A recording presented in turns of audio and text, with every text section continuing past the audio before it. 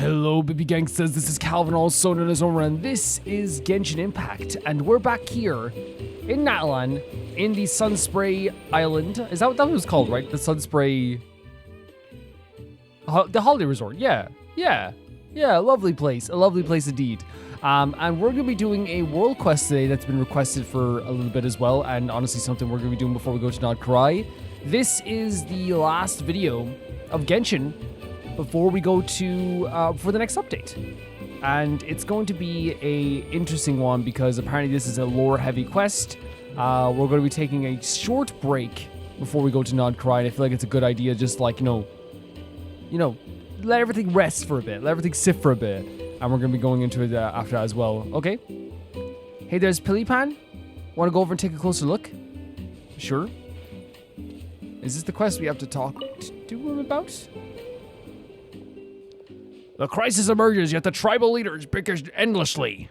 Hi there, what are you doing here? Let Tenochtitlan bring in his talking stick over and let it meditate into the discussion. Wait, Tenno who? Tenochtitlan belongs no longer to any tribe, and yet his fury still burns unquenched. These swing sets. When he set foot on the path of fate, the first to come forward to receive him was the great runner, Wanyiru. Wanyiru? What are you talking about? Wanyiru! This was the moment they left no trace in the annals of history. At the very instant those two men, Wanyiru bolted without so much as a backward glance, as if he was startled by some unseen force. Okay. What's going on? Who is he talking to?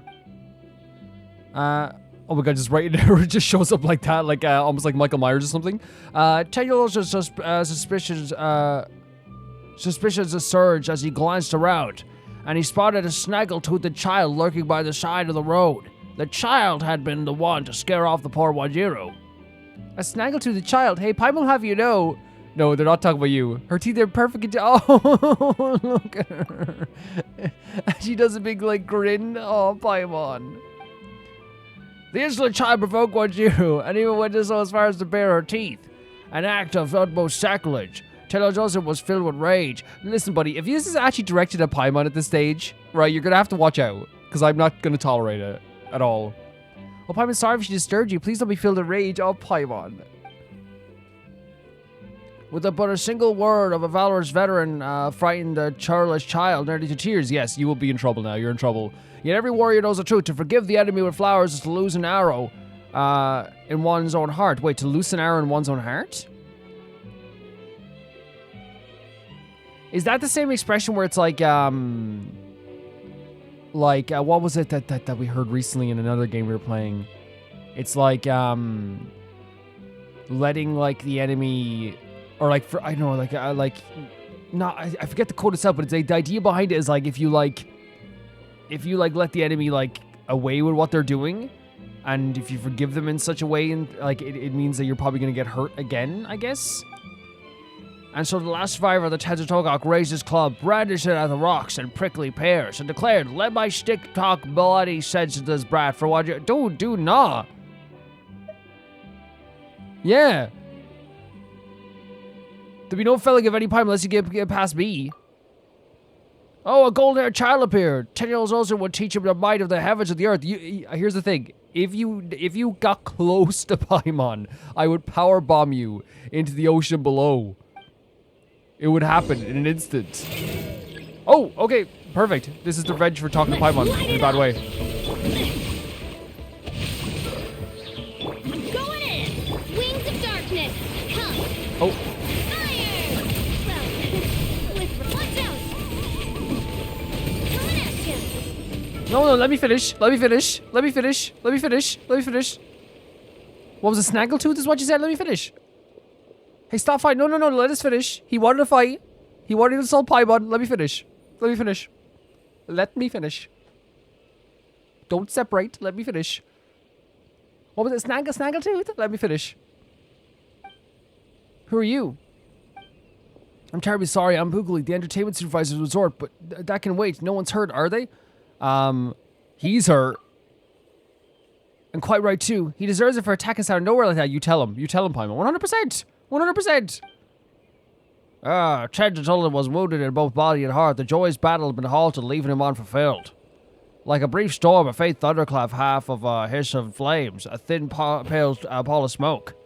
The last survivor of the Tenochtitlan swung his stone club with fury, rending heaven and shattering earth. The volcano in his heart was about to erupt. Did he hit himself in the head with his own club or something? Is anyone going to erupt here? It should be us. So you keep remembering this stuff. Right? They keep mentioning this, right? The last survivor of the Tenochtitlan keeps mentioning this line. The last survivor. It's a very long story. I need to take him back to his hut to rest. I'll explain everything later. That's not far from here. We can meet up back there. Okay. As long as Paimon's okay, I'm happy. You know what I mean? As always. And it is 100% thing. Like I don't shy away whatever my defense of Paimon. It doesn't matter which character you are. We will have issues if there's any things. You could be a character I love dearly, right? And while I give you a benefit of the doubt, right, 100%, I still think like everyone needs to know that Paimon's been there for us through thick and thin. She's been an amazing character since the beginning and stuff like this as well, and we don't and we have in the past called out people who have ever been rude to Paimon. And you're probably like, well, Calvin, Paimon's rude to people sometimes. Well, yeah, and that's her right. That's her prerogative. That's her right. Like she can't. I don't think Paimon's rude to people though. I just think Paimon likes to be treated well. You know what I mean? At all times. Yeah. 100%. I know. I'm gonna say this right now as well. I don't think Paimon is a rude person. I don't think she is at all. I just think that she is like a very excitable, and also at the same time like she holds grudges against slights. You know, he's gone all quiet. What's up with him? I'm sorry for the inconvenience to your guest. His name is Papar, and he's one of our on-site actors. On-site actors? They're quite common in the theme park nowadays. Member of staff who roleplays characters and interact with the visitors. So you're saying this guy was just acting? Yes, but also no. Please allow me to explain.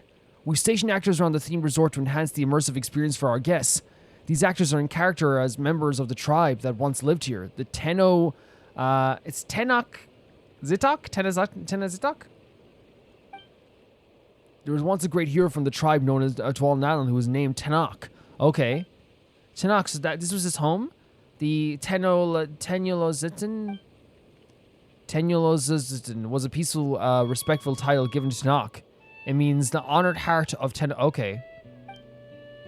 The idea for Papar to perform in encounters with other heroes and even allow guests to test their own march. So he was like, it's kind of like it's his job to fight us, I guess. Lately, though, something's gone into him. He's been acting erratically and nobody can get through to him. You see it yourself, like he's reciting a script. Yeah, he was not like taking any he was even changing the story in his head depending on the situation he was in, like not adapting to it at all, like in a very normal way. What script? It's more like he was writing himself to every. That's what I'm saying. He was like literally adapting it every 2 seconds. he literally called Paimon some very rude names. In any case, please accept my sincerest apology for this mess. We'll have to suspend this attraction until the matter is resolved. Please come back with me, dear guests. We'll make sure to properly compensate you for the trouble you caused. And what about this Tenyel's? I can never pronounce his name. Tenochtitlan. Tenochtitlan? This is the fellow. Yeah, if he runs into some tourists, they might not get off so easily. That is kind of true. It is very lucky that it was us that he ran into, in a way. You're right, but please don't worry. I'll make sure to take care of everything. The tragedy was heartbreaking. The lonesome Tenochtitlan had yet to fulfill his duty, but now he was beset by baffling, cacophonous interlopers. He could no longer bear witness to such ridiculous shite, so he pushed aside the 3 fools who blocked his way and continued onward, stone club across his shoulders, to traverse the treacherous unknowns ahead. Again, writing his own script. You don't even have a stone club. Wait, he's getting away. Not if I can help it. Wait, what? Quickly takes out a peculiar blow. What? You're gonna tranquilize him? What? He's your employee. Look, what are you doing? The hero sways gently from the collapses of the ground. That's your employee. Is there any is there any medics we can call? Is there any that's literally your employee. Like, what? Is there like a hospital? A med bay? Sorry, Papa, but it's time to take a nap. I promise to find a way to get you better. With a dart? Have you asked the doctor to check him out? Maybe he's just got a little loopy. Of course, I looked it for him. I've chased him from Easy Breeze Market to Wavy Bay. He sure seems dangerous, all right. Yeah, I definitely like at this stage. Like, if his mind is like gone like this, I definitely want him to get help. You know what I mean? Like, not only for the sake of everyone else, but like also himself. Like being in this state where like you know you are causing danger to other people. Like, you know, is it can definitely cause havoc for yourself as well. He was blabbing on Wanjiro just now. Do you know what this might have been something to do with the story of the 6 heroes in Natlan? Surely there's just another memorized line, right? But he sounded like he was talking to someone, yeah. On the swing, yeah. This moment had left no trace to the annals of history. At the very instant those two met, Wanjiro bolted without much of a backward glance, as if startled by some unseen force. It's like there was an invisible actor there or something, and he said Paimon scared them off. Invisible? Well, I have heard some rumors about hidden spirits lurking around these parts. I wouldn't be surprised. Maybe Paimon got himself mixed up in something dangerous. I should find a shaman to help. Isn't that perfect? There should be plenty of tourists from the Masters of Nightwind at the resort. As it happens, a young shaman did check into the resort this morning, but it doesn't feel right to bother guests with that sort of thing. In any case, I'll investigate the rumors regarding the hidden spirits before deciding what to do. Since you got our leads, why not let us help out? You dig around for those rumors, and we'll help you look for the shaman. This is why, by the way, I don't know. Here's the thing. Like, I said, Paimon's like not a rude person. They're actually a really good person, right? Paimon's the first person to suggest, even though like we were attacked, even though there was a fight, even though this was scary to Paimon, even though the Paimon was technically insulted, she realizes, okay, this person needs help, right? And you can say that's basic humanity, but a lot of people wouldn't feel this way. A lot of people wouldn't, and I think it's great that Paimon does like go like, yeah, we'll help out, you know. That's much too kind of you. I wouldn't know how to make it up to two guests if they were spent a vacation on something like this. It wouldn't be a very relaxing vacation if you let this problem unsolved. I totally understand what the traveler is saying. It's one of those things where it's like having to do like an activity before you get to relax, and like having something in the back of your mind before you get to relax. It's like, oh, just relax. It's like I can't relax until this is done. Exactly. If we wait around, things might get worse. And we might have a lot of friends at the resort. It'd be bad if they ran into the Tenyol... I'm going to just say Tenyol guy. So hey, we'd be more happy to help. Point us in the direction of the shaman and we'll bring him over in a jiffy. Okay then, if you have my sincerest gratitude. The shaman arrived this morning. I'm told he's up and coming hotshot with the Masters of Nightwind. I'm guessing he's probably wandering around the hill in the northmost part of the Wavy Bay. Then that's where we're headed. We'll be right back. Okay? Yeah, this is... Oh god. I feel rather bad, right? Obviously, like, I don't feel bad about, I feel bad for him, but I don't feel bad, obviously, like, for defending Paimon, that aspect. I would never feel bad for that. But, like, honestly, like, that's one of the things that's, like, you know, we always talk about in game, like, the circumstances and understanding and stuff because as well, and regardless, now we have to look at the situation, properly. And it's very clear that whatever's happened here, there's something affecting their mind, which is very dangerous to them and other people around them as well. And that's the thing. It's like whilst like, yeah, it's you could say like it's just basic human compassion, but I think Paimon, like, you know, gets a bad rap sometimes because again, like Paimon got like attacked, threatened, she was insulted, and in the end she realizes the situation, goes, let's help out.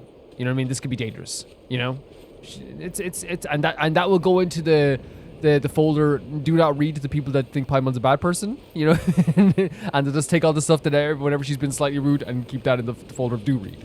That's what usually happens anyway. Let's check it out. Heli2, is something the matter? You're Paimon Travel's companion on the Great Hero Wander. I never thought I'd run into such a celebrity here. Is this what happiness feels like? Oh, that's very kind of you. Thank you so much. Also, you know about us? Kind of embarrassed to hear you talk like that. Did I give you my autograph? Did I take a photo with you? Oh, not that like that. It's just that I'm studying under Master's Award and he told me many tales about you two. Pardon my manners. I didn't even introduce myself. I'm Layla from the Masters of Nightwind. I kind of recognize the name, right? Maybe like we saw them walking around at some... Maybe, I don't know. I could be completely wrong here. Like you never know with Genshin. Oh, Auroran, did you say Master Auroran? When did you become a teacher? Oh yeah. And does Auroran know about this? Well, it's something of a one-sided teacher relationship. What do you mean? So he doesn't even know he's your teacher? What kind of student are you? That actually makes perfect sense with Aurora, though. Aurora would just be saying stuff, and then like someone just taking his what he's saying like as a lesson. Because he does have a lot of like analogies and kind of proverbs that he says, you know what I mean? And like I feel like someone would take them to heart in some way, you know? I'm a little embarrassed to bring that up. I used to be a spirit duffer. Oh, someone knows spiritual sensitivity. I was a disgrace to my tribe essentially. So we reacted to a full quest about spirit duffers. But I didn't want to give up and accept my fates. I tried to brute force my way through like a fool, and nearly cost me my soul. Oh wow. But in the end, Master Orin and the great shaman Silali saved me. Wait, that's where we saw it was the freaking event. That's where we saw. I was like, I've seen this day before. It was the event, yeah. I remember this specifically. Okay. Yeah, no, I remember this so, like, again, it took me a second there, but, like, we literally reacted to an event recently. With Layla as the one, the character. Yeah, because I was like, I recognize this name. I definitely do. And it's like, oh yeah, it's the freaking event. Because I was even saying, like, we just recently reacted to an event with a spirit duffer. It was him, of course. In a way, my brush with dead was a blessing in disguise after the incident. I became able to sense spirits, and that's when Auroran started teaching me a few spells from that day onward. I treat it as my master, and I love that Auroran doesn't even realize this. What a story. Well, Paimon's got everything turned out okay. Since you're friends with Auroran, and we're friends with Auroran, Paimon guesses that makes us friends too. Master often calls me friend as well, but I won't have it. Master is master, and master's granny is master's granny. That's just how things are. As for you, most venerable wanderer, I know that you are friends with the great shaman Seedlali, which makes you my master grabs too. Master grabs, okay. I'm afraid it will be discourteous for you to address you simply as friend. You address me, you can call me friend. Sounds to Paimon like you picked up a lot more than just mystic arts from Auroran. Yeah, okay, let's get back to business. Yeah, like the phrases that Auroran uses. Yeah, we're actually here to ask your help, Layla. Help from me? Whatever task you trust me, I shall fulfill to the best of my abilities. That's fantastic. How cool is that we're seeing the progression of Layla? You know what I mean? So awesome. Which means, like, I'm very glad that I did that, quest. You know what I mean? It was literally like a something we reacted to recently. But I knew, like, I thought there was just gonna be, like, I thought it was just gonna show up, like, in random things, like, but I guess, like, it's actually got, like, Layla's returning, which I didn't even freaking realize was gonna happen. That's so interesting. Explain to Layla, what happened earlier? I see, so you think, he's being possessed? That's right, what's your take on the situation? The Easy Breeze Holiday Resort is indeed a location of vibrant spiritual energies. I could sense that as soon as I arrived, and so I wouldn't be amiss to assume that something, an invisible entity could have been involved. Can you take me to that spot with the swing you mentioned earlier? I'd like to confirm a few things. Perfect. Sure thing, Layla. We'll show you the way. But no, I'm not gonna ever like feel bad for like not remembering. So even though it was like I know probably like what like a month or a month and a half ago when we reacted to that, I'm not gonna feel bad about not recognizing Layla right away, because he does have like a very typical like NPC design. I know like and he has a different outfit on, and obviously like you know I did remember something. Oh, Valkyria Chronicles 4 is ready to play. I did like remember that stuff as well. But like yeah, like it's like we do so much like Genshin sometimes, and we played so much Genshin that like it's normal to kind of like you know have stuff like slip our mind sometimes as well. This is the spot. It's normal. Just as I thought. What is it? I truly was held back by pickle dominance. A pickle what? It's a botanical phenomenon. The stems of some vegetables grow incredibly quickly and absorb a large amount of nutrients, impeding the growth of lateral buds and leaves. If you want to encourage more foliage, you have to remove the pickle bud at the top of the stem. Okay, he definitely is a Roran student. Master Roran said that once I was held back by my spirit duffer problem, that I was once held back by my spirit duffer problem, that is until I found a way to clip off the top. And then I blossomed to a healthy vegetable with lush, verdant foliage. Heck yeah. Oh my god, like, Auroran is, like, unknowingly teaching this guy a lot. I guess it's being helpful. You know, it's helpful. Look at this. Look at the two of them. It is being helpful. Tevat to Layla, do you remember why we're here, right? I mean, like, I think it is, like, very sweet that, like, we have, like, almost like, hey, I want to see Auroran. Hey, look, we've got Auroran at home. This is Layla. Of course, it might sound like I'm going off topic, but I was just trying to say that I've discovered some traces of spiritual energy. They're weak and very faint. An ordinary shaman might have walked right by without noticing a thing. But I'm no ordinary shaman anymore. Thanks to Master Auroran, I've grown into a plant to be proud of. Lady, can you please drop the vegetable metaphors and focus on the matter at hand? You'll have plenty of time to think about stems and buds after we solve this mystery. Yes, of course. Just as Master Graham said, the afflicted actor conversed with some kind of presence here. I'm going to use my clairvoyance to try and follow these faint traces of spiritual energy. It might be possible to glimpse the present's true form. But first, I need to prepare something very important. What are you doing? Oh, carrots? A carrot pentagram? Carrots we can eat while we finish our work. Even once we finish, these are not for eating. These are medium divination that will help with clairvoyance. It's like a freaking... it's a carrot pentagram. In my tribe, everyone has their own unique method of divination. Some use graffiti, others use smoke or water. I use vegetables. I wonder why. Well, that's novel, but does it actually work?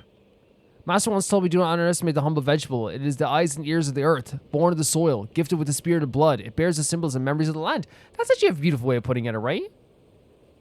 I don't know. I think Auroran like has some very like nice like proverbs and things that he says.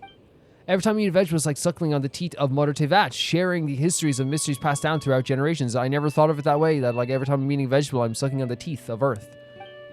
Or of Gaia. That's why we eat vegetables and not grass or leaves. Paimon's never eating other vegetables as long as she lives. She rather eats slimes. That's a pity, Paimon. You could have a chance to grow your wisdom. Paimon doesn't need any more growth of wisdom. She has an IQ of 20,000.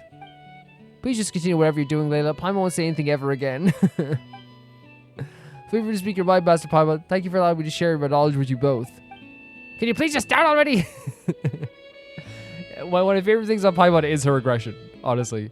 Of course, here, Paimon, and you too, Master Gramps. Put your hands on my shoulder and it will help you see. Is this safe? I gleaned from the spiritual traces that hidden presence is neither powerful nor violent, so yes, I think it's quite safe. I'm ready. Alright, let's get started. Oh wow, we're seeing like an actual like visual representation of this.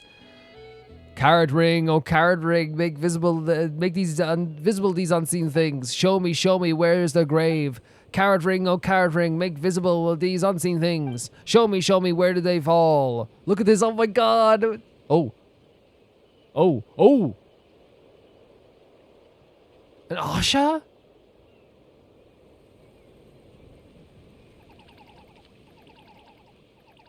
It's very quiet, right? Oh god.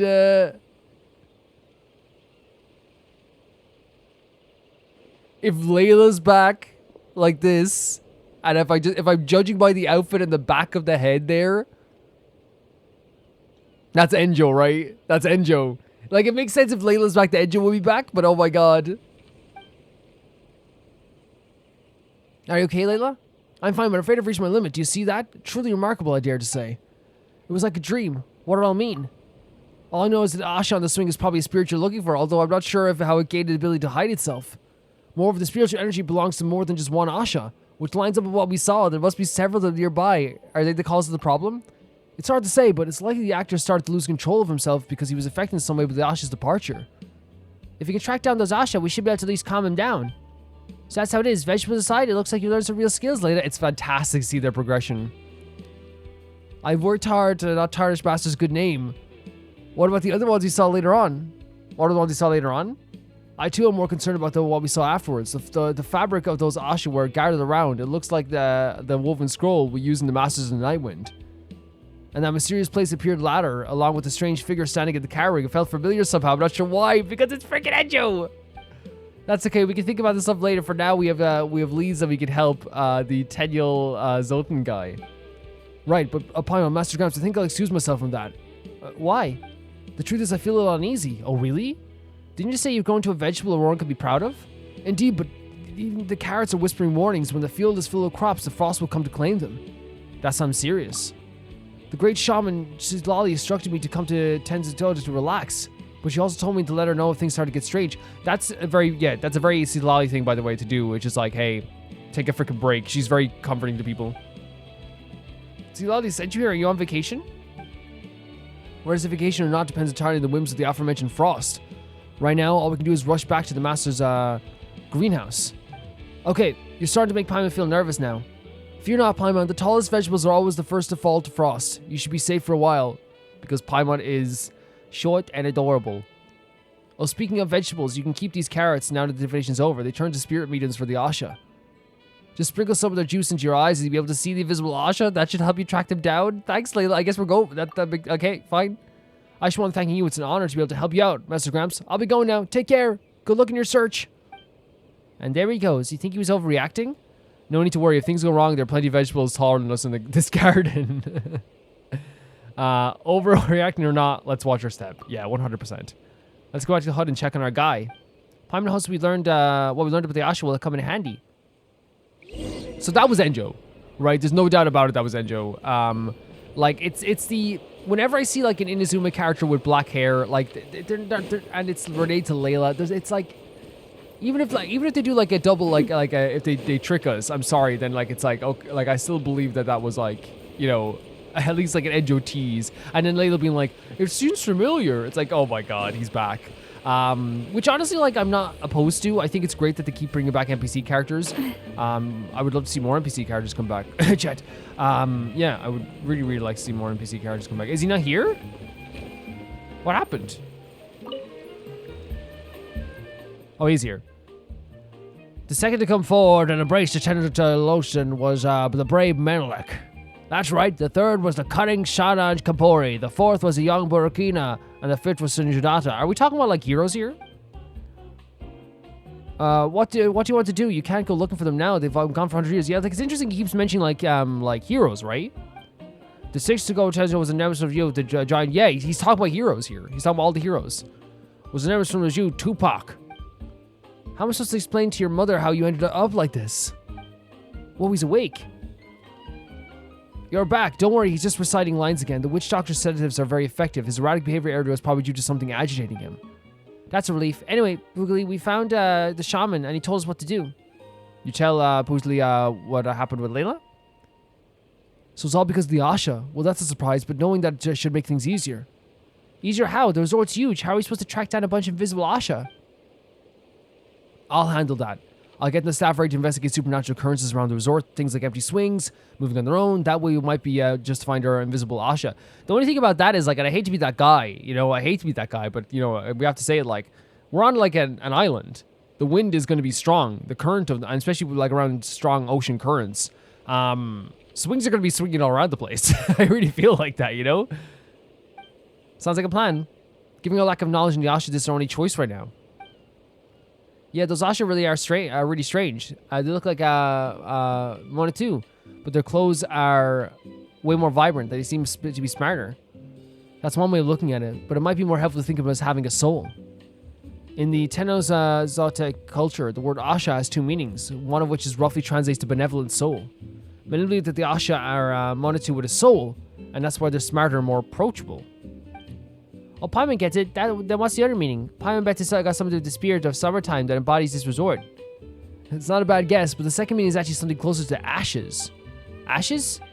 Yes, ashes blow over from Mir Javari. Here we go. So the ashes are connected to Mir Javari. So we know that, like, that the souls of the Asha, we know that the souls are, like, lost souls that didn't get to return, right? From the Mir Javari. Which is, I think we know that. We know that for sure. When we talk to, I'm not saying for sure. I know there's like some intricacies there, but like that's what we learned from Venti as well. So the Asha are connected to the Mir Javari. You may not know this, but there's a vast tract of land to the west of Tenzo that was once in the Mir Javari. It is a place of sorrow born from the abyssal invasion. Warriors reduced to dust, their souls imprisoned and bound to the land. That is until the whole Mir Javari mysteriously vanished about 20 years ago.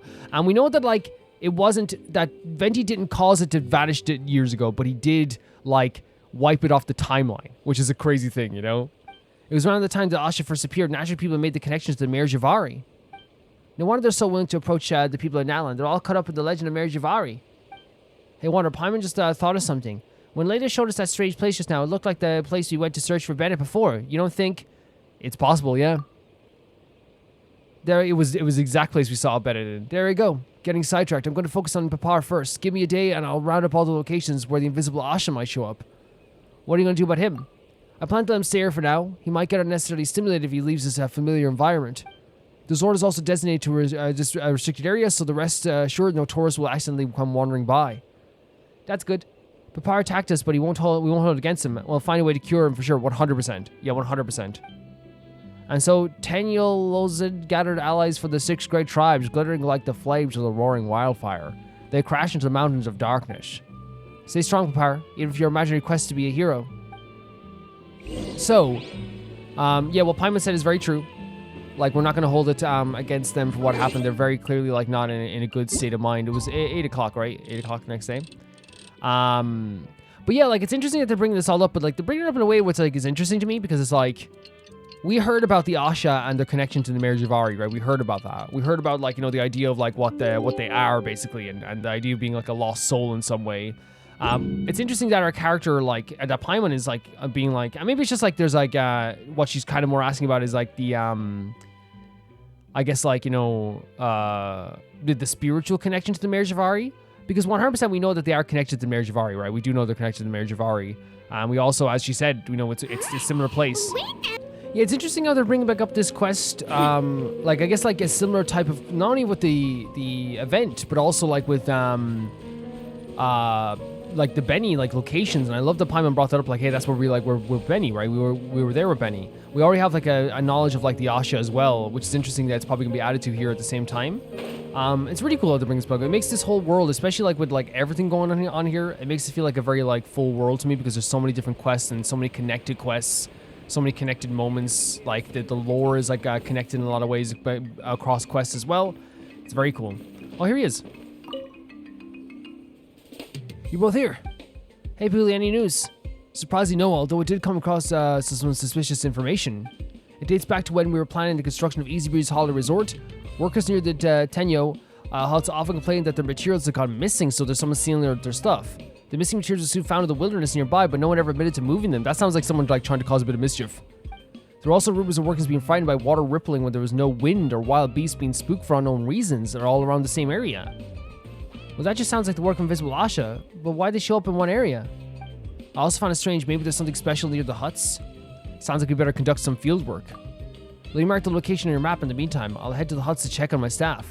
Sure, that makes sense. I'm wondering this is, like, how, like, Enjo is going to be implemented into this quest, by the way. I really am. Because obviously, like, you know, Enjo, like, was also looking for the Mare Javari, right?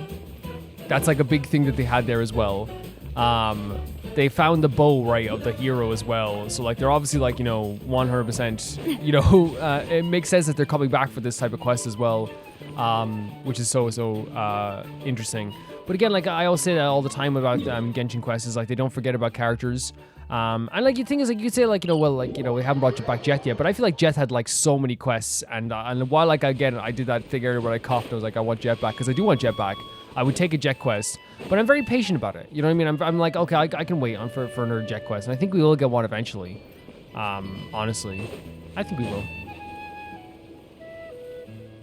According to Paguli, the hidden Asha should be here, around here somewhere. Guess it means it's time to use Layla's magic carrots, right? Let's give it a try. We're gonna rub it in our eyes. You squeeze some juice in the carrot gently and apply it to both your eyes and Paimon. That smells fresh, yummy. Okay. Hey, look, there's an Asha right there on the lake. Well, Paimon can't believe those carrots actually worked. I mean, I guess he's no longer a spirit duffer, right? For sure. Oh, wow. Wait, we have to coat it in paint? For real? That's pretty... Okay, let's go for it. That's why it looks really happy. It's playing hide and seek with us. Let's see if... Okay, thank you. The text loves moving by very fast. Yeah, it's the thing with the text is that, like, it's the one thing in Genshin.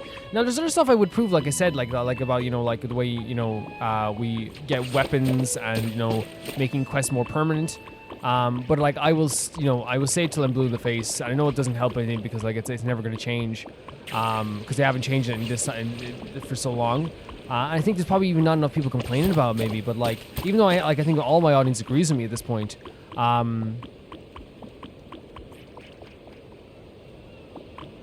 Wait, is that not count? Oh, there's a third one? Another one? All my audience, like, agrees with me with this stuff as well. Like, I genuinely, like, think that, like, an update needs to be had to just make the text be on the screen for longer. And I think they're worried. I know what they're worried about. I know what they're worried about when it comes to this stuff. I know they're worried that people just, like, you know, get to the next part of the quest so fast that the text won't even matter. But, like, right now the text, you know, matters less because you have to pause to read it. And some people don't have a recording feature or something like that, or aren't quick enough to record their video. you know, miss some big text. Where are we going with this?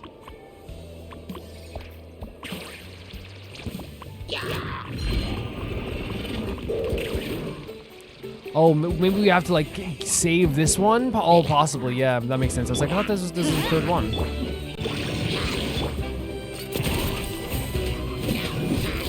Coming at ya. I could tell.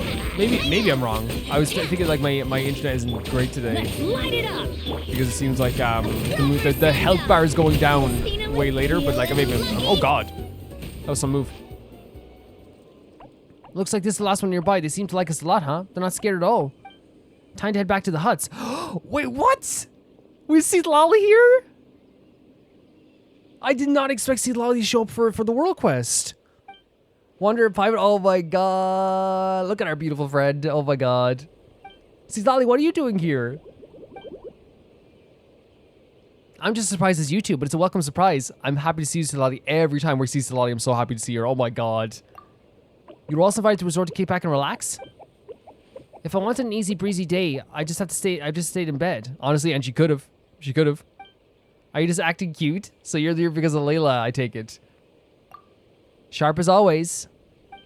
Layla told me everything he saw. Everything points towards the Mir Javari. Yes, 100%. Can I say as well though, like, the one downside of like a non-voice world quest, I love Lolly's voice and we don't get to hear it. You know what I mean? I already miss it, you know? I'm not ready to go not cry. Give me another Lolly quest. So it really was the Mir Javari, but didn't it, you know, disappear? If it really had disappeared, then it shouldn't be possible to perceive it in any way. I suspected it was hidden by some kind of power, which would explain why Layla could see it. So maybe it's the thing with that Venti did with the time, the time like freezing, I guess, the timeline erasure.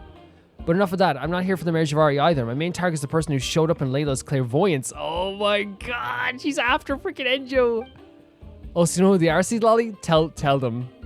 Tell them. If I'm not mistaken, it's that man. Name is Kokuchu. I've run into him before, but unfortunately he got away. I looked into him a little more and found out he wants to escape from Kenichi while using a different name, Sanka. It turns out to be one slippery rat. Come on, guys. Kenichi even told me you've crossed paths with before. It's Enjo. We crossed it. Wait, there's no way. It's Enjo. It is. It's Enjo. I love to see Lolly has traveled this far just to freaking get Enjo. Hell yeah. Enjo, is that his real name? It could be another alias. That's the thing. You don't know what Enjo.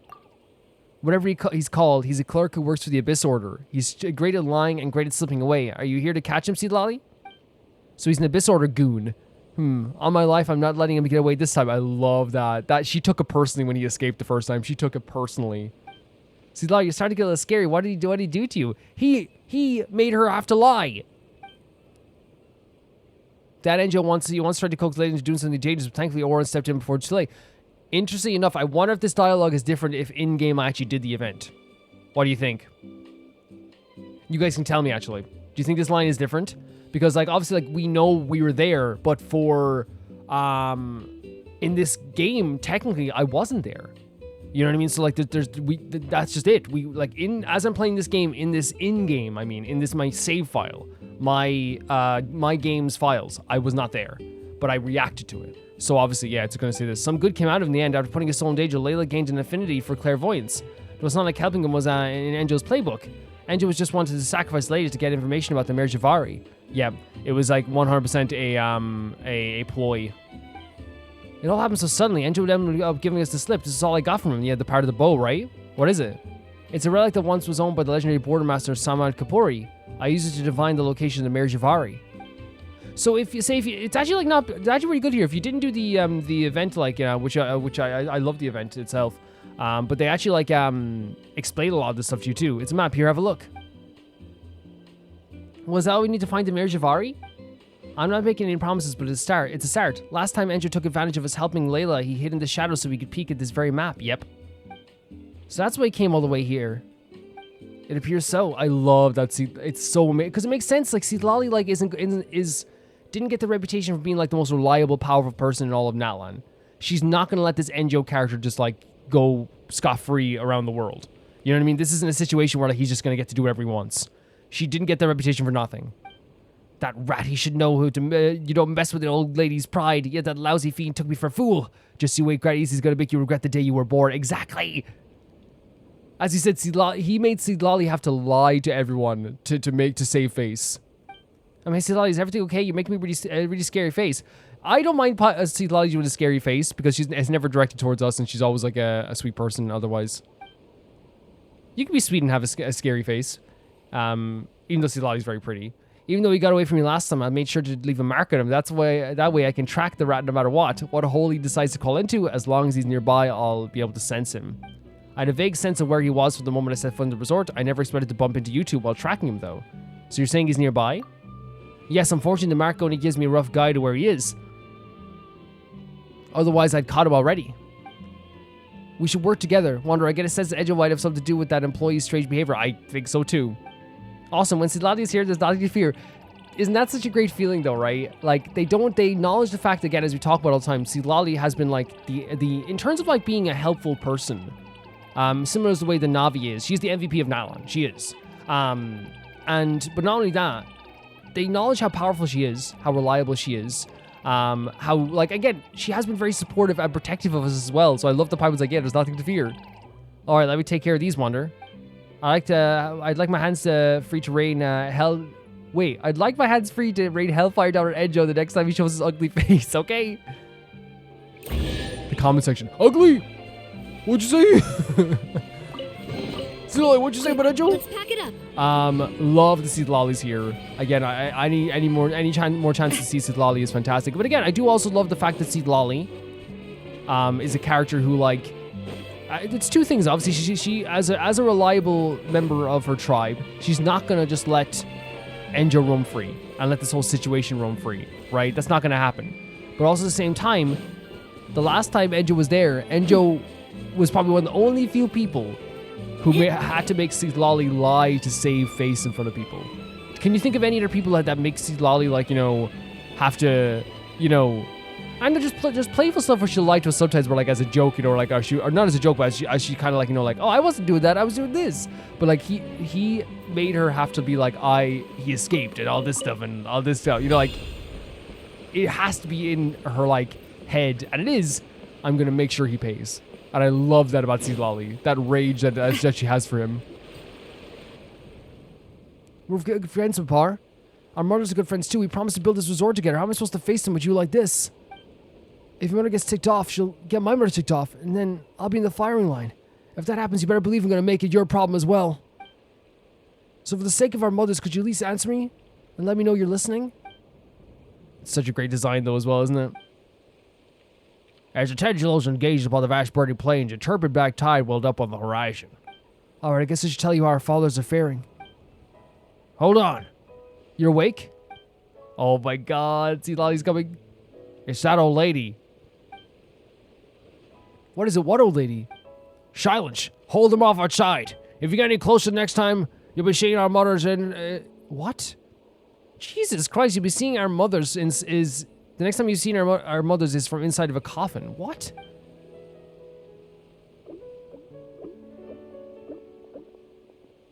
Master Cooley, we're here. Well, what's going on? You look terrified. Pari's awake and he called my mother an old hag. There's something wrong. His illness has gotten worse.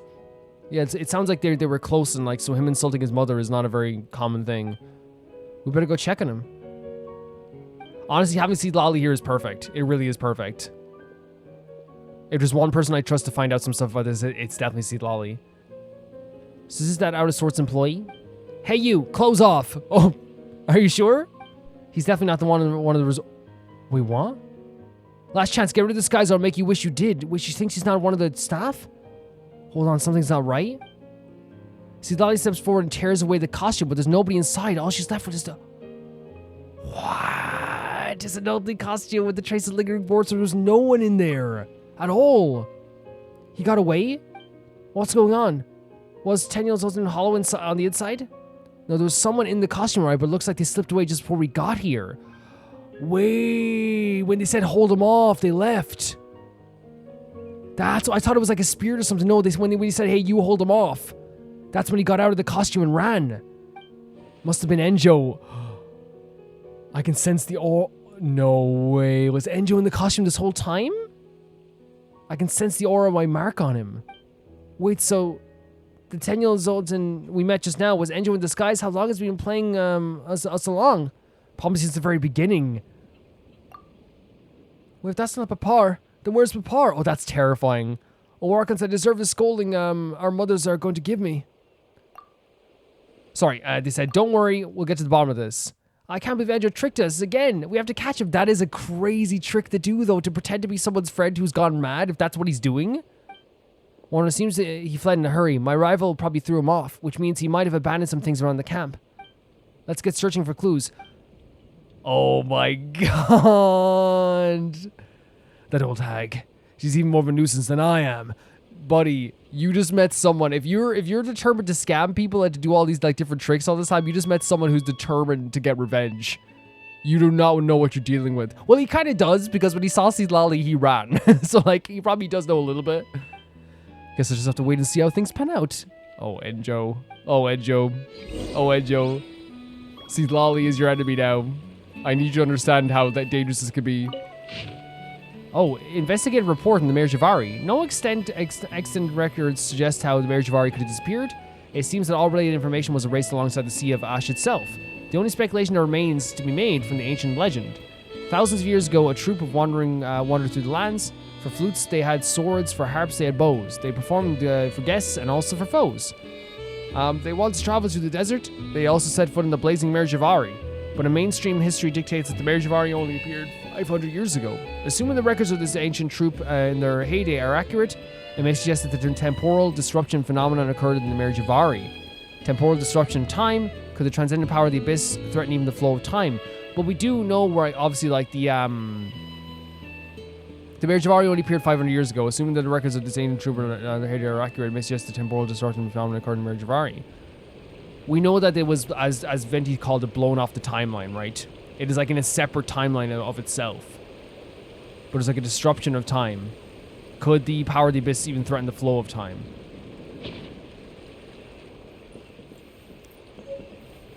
Excuse me, Lali, how are you? I'm the MVP of Fontaine. You're the MVP of Natlan. We could be best friends.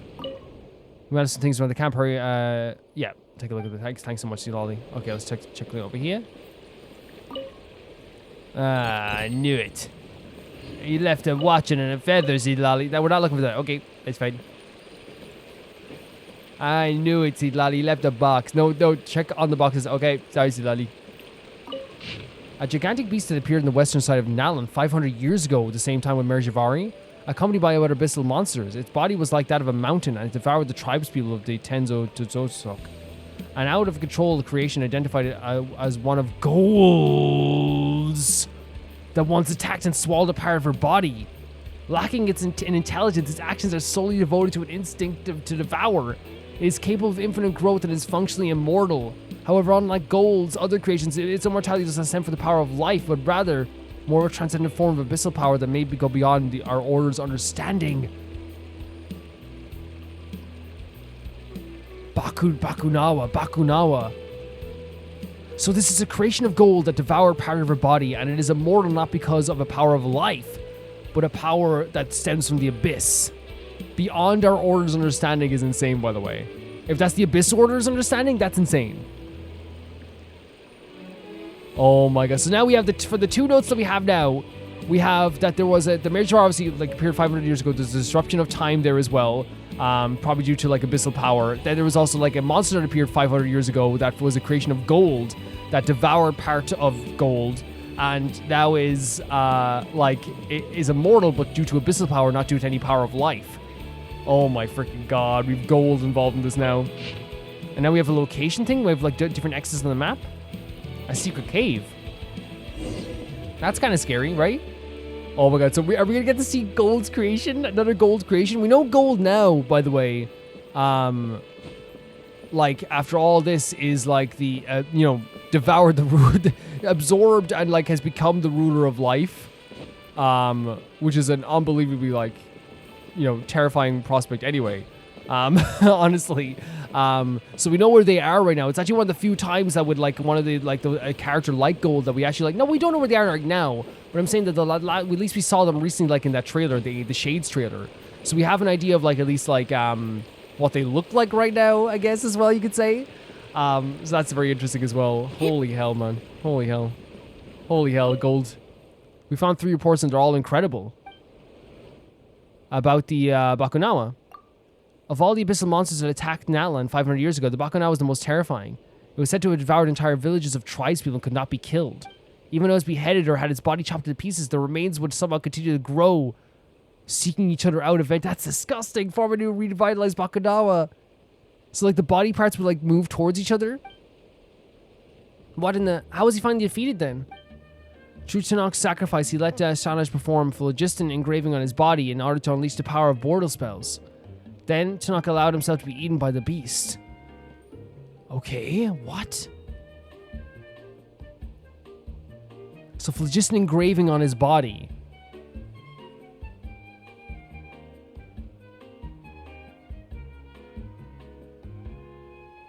So, and then he got eaten by the beast. With Tennocht's body as a ritual offering, Sanaj summoned the miniature Night King. What are you talking about? A Night Kingdom inside its belly. The clash between the powers of the Abyss and the Lord of the Night and Tennocht's spirit in the Bakunawa's body led to a violent explosion that shattered the monster to innumerable pieces. Summoning a Night Kingdom in a beast's stomach is insane. Yet even so, some believe it never truly died, that its rebirth was merely suppressed by the chaotic energies unleashed in the blast. If the right conditions are met, the beast's remains could potentially still grow into a new Bakunawa once more. We found 3 reports that are all incredible. So, she's saying that, like, Tennocht and Sanaj they actually summoned a Night Kingdom inside this beast of gold to defeat it, but people believe it's not truly defeated. At one point, it could come back, right? That's terrifying. Gold needs to be, like, locked away for the rest of her existence. Genuinely. Honestly. Gold on a random Saturday. I've created this, like, little creature. Oh, this is cute. What's his name? I don't know, but it just devoured 10 villages. About the Mayor Javari? Angel failed to uncover the mystery of the Mayor Javari's disappearance, which is good news for us. Good. But his hypothesis is a little hard to believe. We found 3 reports, and they're all incredible. Oh, okay. About the secret cave? It seems like Angel memorized our map after he snuck his peek at it. This is his redrawing of it. Judging by the markings, he must have found his destination. So why didn't he do anything? He just wanted his time out here to be putting on a show. Given the cunning he's displayed so far, I doubt he did so without purpose. His act must have necessary for him to break through certain obstacles. Now we've heard all 3 reports, what should we do next? Let's go to the place marked on the map. Good idea. It looks like we're pretty close. We just have to figure out what the Abyss Order is up to. Let's head out. Man, like, Gold is probably one of the most terrifying characters in this. Wait, it's literally here? Is it a domain? Wait, it's behind the waterfall? Gold is one of the most terrifying characters in Genshin, if not the most terrifying character. And I think what's, like, so terrifying about Gold is that, like, a lot of the insane stuff that they've done, you know, there's never any hint of, like, a remorse for it, but not only that, but there's always, like, a hint of, like, a casual nature to the creations that they make. I'm not saying, like, the creations that they have are casual. I'm saying that, like, their energy surrounding the idea of their creations are very casual. You know what I mean? Like, you'll see a note where, like, it's like Gold created a gigantic Cyclops who picked up an entire island out of the water and turned it upside down, you know, killing everybody. And then, like, it moves on to the next part of, like, Gold's deeds. And it's not because, like, people think these things are casual. It's because Gold has done so many crazy things right now that to them it's just like a regular Saturday. It feels like when Gold creates something and does something insane, it's like a Saturday to her. To us, it's like the most world-ending situation you've ever seen. To Gold, it's like, oh yeah, that was Wednesday. That was just Wednesday, you know? I'm pretty sure if you said to her, like, what about all this stuff you did? She's like, oh, was that? I'm actually very sure. I'm so sure that, like, at some point, if you said to her, like, what about this thing you did? She'd probably be like, oh yeah, I remember that. That was what? It was the day that I got my driver's license. It's like, no, like, like, it's. I don't know. I feel like she's like there's a. I don't know. Here's the thing, 100%. There's like a big gigantic lore to Gold, and I feel like we're gonna get to know Gold more as we go through the game and stuff as well. They will probably have, like, along with the other shades that we're gonna have now, we're probably gonna have, like, a big personality as well that we're gonna get to know as well. But, like, I think just, like, Gold right now on the periphery is just a terrifying character in that way. There's a feeling of, like, almost like casual nature to their to their crazy experiments. Navi got through that very, very quickly. Whoa. See, Lolly might recognize, well, the colors at the very least, right? For sure. Looks like we've reached the end. What is this? It looks familiar. The Mystic Arts implement from the Masters of Nightwind, but how did it end up here? Probably thinks you've seen those around. It can transport us to other places, right? That's correct. Our tribespeople use them to transport themselves to the Chamber of Weaving, or the sacrificial altar of the enigmatic land. But this one doesn't lead to either of those places, evidently. Where do you think it goes? The only people who know where it leads are the spellcaster and anyone else who's used it. Unfortunately, it looks like this implement's too old to work. Too old? So old that its spirits have long dissipated. I doubt the Enju's brat could have found a way around this either. Is there any way you know to replenish its spirit to make it work again? There is a way, but every spellcaster is like a different lock, each needing their own key to open. I'll have to figure out the structure of this implement's lock before we can get it up and running, okay? Just like that, well, Sidali, you're amazing she is. Sidali is fantastic. Obviously, look up my name in the Nightwind Dictionary, you'll find 3 words. The real Shadil. Shadil? That doesn't sound like a real word to Paimon. It is now. Of course it is. I mean, it means a shaman who's the real deal. What about the definition of Auroron? I love the Shadil, by the way. I'm going to call her Shadil if she wants to. What about Auroron? A cultish... a shaman whose skill you cultivated? No, a shaman who cultivates vegetables. You didn't write the dictionary yourself, did you see, Lolly? That's enough jokes for now. Just give me a moment to look. Wait, who goes there? Wait, what? We were followed. Whoever you are, come out with your hands up. Oh, it's the Asha. Oh, it's just some Asha. You scared Paimon half to death. She thought it was the awful Enjo guy. Odd. Why are the Asha following us? Maybe they like us? Spookily told us that the Asha are benevolent souls of the Mer Javari. They're friendly sorts. Heh. You mean how benevolent soul is one of the ways to interpret the word Asha? I've heard that said before, but it doesn't solve any mystery of why they followed us at all the way here. Hold on, I think I've got it. Maybe they're not just being friendly. What else could it be? Did they know something about this? Maybe they know something about the key? Maybe they're after something we're carrying. If they're benevolent souls of the Mer Javari, it makes perfect sense for them to be drawn to it. Do the honors, Wanderer. Take out Shana's relic. Sanhaj's relic. Oh wow, the Asha are really happy. They must have seen Sidlali take it out just now and followed us ever since. A reunion after all these years? A reunion? The implement, it's active again, but how? It seems the Asha were the key for we needed for the lock. We might not know who left this implement behind, but the place it points to must have something to do with the Mer Javari. Should we go and take a look around? Only if you both are ready. We can't wait too long. That brat for the Abyss Order is going to catch up to us sooner or later. Let's go. Paimon's a little worried about this one, but okay, let's go. So she said the Asha like have a reunion, I guess? Like she said, a reunion after all these years. And they reacted to this Sanaj relic as well. Where in the world are we? Look at the... Oh my god. It actually reminds me of like the same architecture you would see in the Colosseum, right? In the stadium. I was unaware such a place exists in Natlan. Look at the lighting down there as well. Paimon can't believe even Sidlai doesn't know where we are. Blast, my connection to the way up has been severed. Oh wow. What does that mean? It means we're probably not in Natlan anymore. It's so interesting because this place reminds you of the stadium. There's like, oh, look at the different tribe flags as well. How? We were in the resort a few seconds ago. I'd explain if I could, even though I can't sense the way up anymore. I can still sense the Night Kingdom's presence. This doesn't make sense. Let's look around, maybe we'll find some answers. Better than standing around gawking. Let's move, but be careful.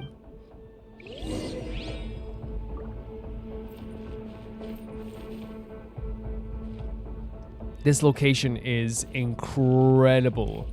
Like the lighting here, like shining through on this like symbol here. But then like the red stone like around it too. Oh, look at the reflection of the water here, man. Look at that. This is probably a common thing in Genshin a lot, but like, I just never notice it. Like the red shine, because obviously the red stone, the fire lights around, and the actual blue of the water as well. So pretty. This music.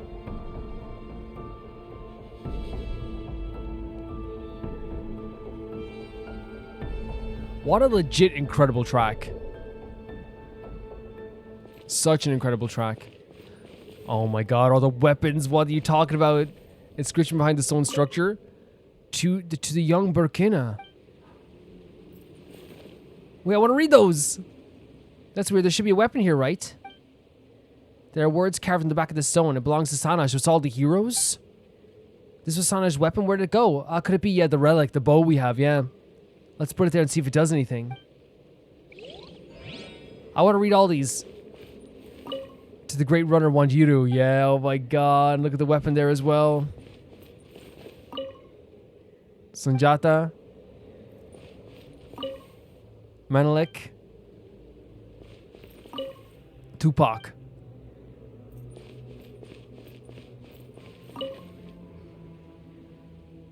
Oh, it's, I talked to Silali instead. That's my bad. Yeah.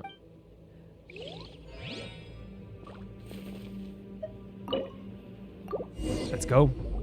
Maybe that will do something. You place Sana's relic on the stone. This is a glorious looking location. The seat in the center, it's glowing. Wonder, do you want to try sitting on it? Okay. Let's go for it. Very cool transition, right? Very cool transition. Oh my god, we just teleported. Wonder, Paimon, where are you? Wonder disappeared after he sat at the pedestal. Did he get transported somewhere else? Ah, it's too dangerous. I've got to follow him. Wait, no, wait. I'm the only one who knows what's happened. I can't rush in after them. The tits can't stray too far from me either. If we all get trapped inside, we're dead meat.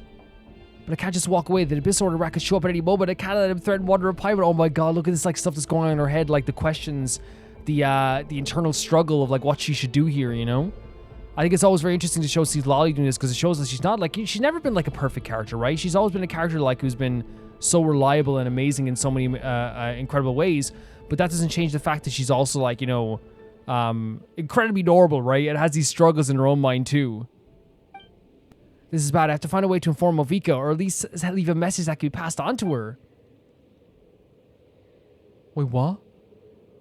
Oh my, I'm sorry to be a bother, but may I ask if this is a Hotel of the Sacred Flame? What a stylish chair it has. When it rain. Oh my god, it pours! You're being this brave? What does he have planned if he's walking straight up to see Lolly like this? Oh my, could it be? The fearsome Granny Italy. The one who's been chasing me everywhere.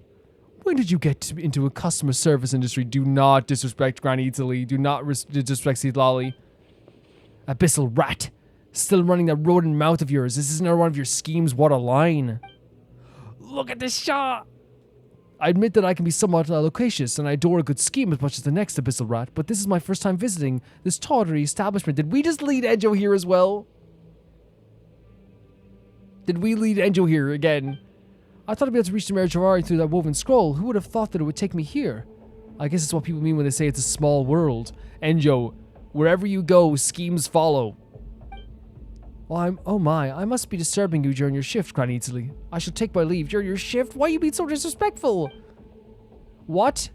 What does he have planned that he is this confident, by the way? They have definitely done something to his hair as well, by the way. There's like a lot of detail in the back too.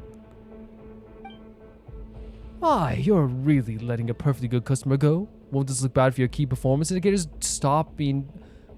What do you have planned that you are being this disrespectful to Seed Lolly? I am best pals with Seed Lolly and I wouldn't be this disrespectful. Granny doesn't have time to entertain you right now, so please get your sorry hind out of my sight. Walking closer! I don't suppose this has anything to do with the Waters of Serious Absence? We're your old friends, you know, me and him. I thought I should say hello seeing as I'm here. I'm sorry, but like, that is like crazy that, like, can you think of a character? There's not, probably on one hand that would do this, right? If Seed Lolly says, get out of here, right? To walk closer to her? One hand, I'd say. One hand. Perhaps I could draw your attention to a familiar scent left behind on that chair over there. Might I investigate? He has to know something, right? Wow, scent. Guess I'm wrong about you. Rather than a rat, you appear to be Wander's abyssal mutt. What a line. And see, Lolly's so good at insulting him. Why, I'm most offended. Such a vitriol from the mouth of a dear old lady, no less. You gotta stop talking to Lolly like you know her. Okay, you gotta stop right now. It's making me uncomfortable. You mistake me. I'm just so touched that a little dog would travel thousands of miles to reunite with its master. It's enough to move Granny to tears. See, Lolly is like not letting up though. She's not letting his like nature of like not being affected by this stuff like stop her. She's keeping going. Well then, Nitsa Papa, let the mangy dog perform his trick. Wait, what? Oh my god, well, you haven't thought how to sit, surely? Or do you need a treat to coax it out of you? See, Lolly is... No, let's be honest, she's matching the disrespect with like... No, she's matching it and then raising it. That's what's happening here. I must admit, as a representative of the Abyss Order, I'm slightly perturbed by your sudden change in attitude, Granny. So not a dog, but scaredy cat instead? She's not stopping. The Abyss Order can't possibly be full of cowards like you. No wonder they're stuck wallowing in media. Oh my freaking god, see Lolly. Oh my freaking god. Not only that, but taking shots at the Abyss Order as well. No wonder they're stuck doing what, like where they are now. In see Lolly's eyes, mediocrity. Even though we know the Abyss Order, I feel like, is about to implement their plan fully. See, Lolly's view of them is like, hey, they kind of suck.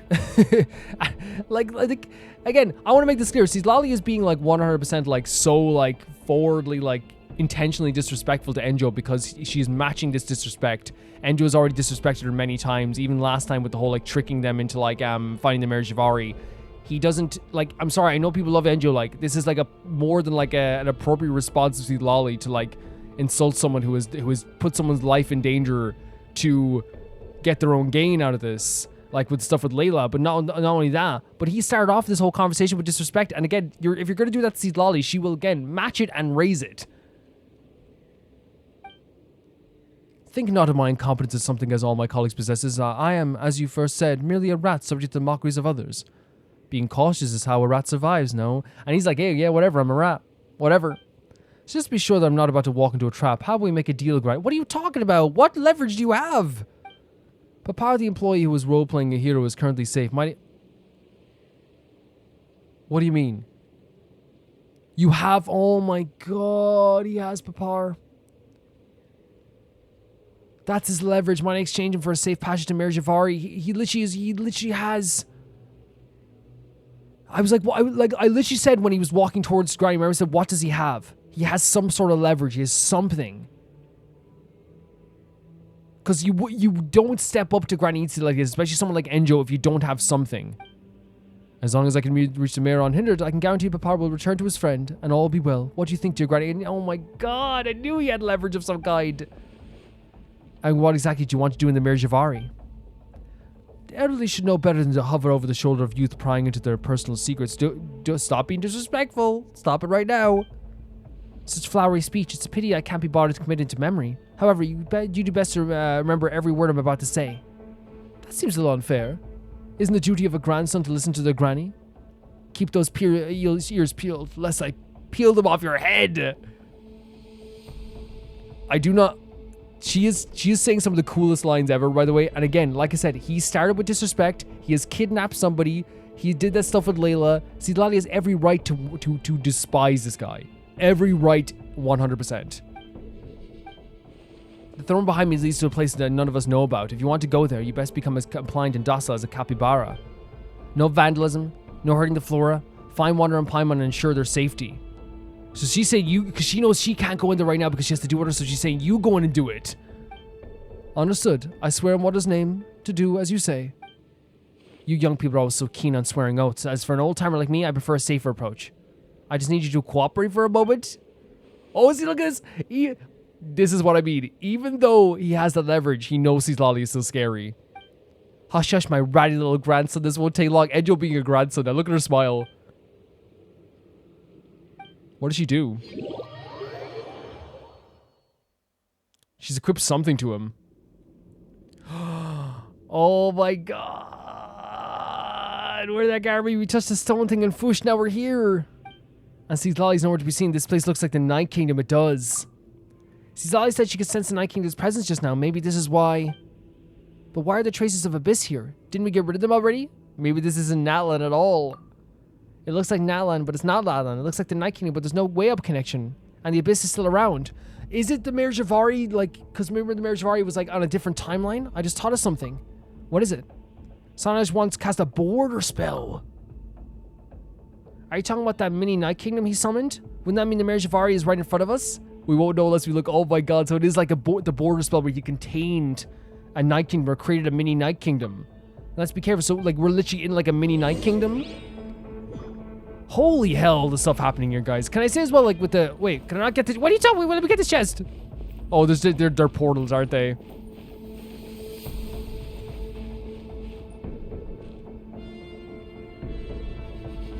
Holy hell. I want to say as well, like, about this stuff with, like, I keep trying to get the chest, like, naturally. Like, what I love about the conversation with Enjo is that, see, Lolly probably realized that, like, Enjo is not going to be, like, you know, causing a severe amount of harm to us, right? And that, like, maybe she realized something as well. It's like, oh, he's not gonna be, like, you know, doing some, like, crazy, or he can't do some crazy amount of damage or stuff like as well. But, like, that conversation with Lolly where she was being, like, ultimately, like, so disrespectful to Enjo, like, and again, I know, like, people are fans of Enjo as well, I guess, as well. Like, and there's nothing wrong with it. You can be a fan of any character you want to be a fan of. But I think it's 100% okay to acknowledge that, like, Lolly, like, more than like, acceptable to have, like, a disdain and a disrespect towards Enjo. Not just the disrespect that he started the conversation with, but the disrespect, like, of what he did with Layla. He now admitted that he has, like, Papar kidnapped. Like, it's more than, I think it's more than okay. I think it's more than okay. Especially when our lives are in danger, technically. And she thinks that she can't go in right away. She has to make sure that, like, she probably informs my week and all this stuff as well. There's another portal over there, so... Oh, hello. Rift Towns. It's just such a striking conversation. Actually, one of my favorite conversations in the game happening in, like, this world quest as well, which I think is so cool. And the reason why, like, look, when I love conversations in Genshin, because, like, they have, like, such a beautiful tension to them. And if you're talking about, like, a tension, that's, like, a beautifully tension-filled quest, right? Or a conversation. There was a feeling on both sides where, like, you know, and I think that's what's so good about the Genshin, right? It's not just me being like, I know what... Oh my god, look at this. Look at this. Yeah, like I said, it's not just me going, like, I know how, like, you know, story writing works. So I'm saying that, like, I think Genshin does understand in a lot of ways. I'm trying to get that chest over there. I don't know why, like, we don't really need this chest, but, like, let's get it, yeah. Everybody stand back. Like, how to set up a conversation, how to set up feelings about a conversation, and set up reveals about a conversation, right?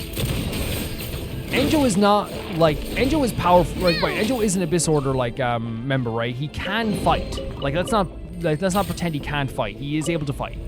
Enjo is someone who can fight. This is well known to all of us. Enjo can fight. But when it comes to fighting against Lolly is more powerful than a lot of people in Nalan. There's people in Nalan who are very powerful that fear Lolly's power, who talk about Lolly's power. It was one of the most well-built things in Nalan, like talking about how powerful Lolly is. She is a scary force. She is. So for Enjo to move closer to Lolly like that is a perfect way to show that he had something on us, that he had some leverage. Because why on earth would he move that close to Lolly, even as she's saying, "Get out of here," if he didn't have something that he could hang over her head? I have Papar. Like, it's to me that's really incredible how they did it, because it's like we're questioning, like, oh, we already went here, right? We're questioning why on earth would he do this? Why would you do this? Why would you do this? He must know, so he must have something. Look at this over here, and then it ends up like, yes, he does have something. 100% he has something. I know, I just think it's good writing. I think it's good writing, and it's a really good way of, like, showing the tension in the story as well, in my opinion. Like, I was tense during the conversation. I was like, obviously, like, I was supporting Lolly with my life.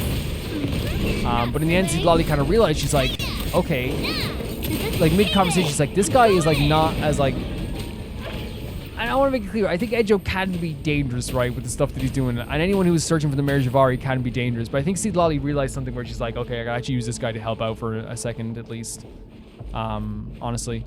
These little floaty guys, they won't jump out of nowhere, will they? Yeah, the text went by so fast.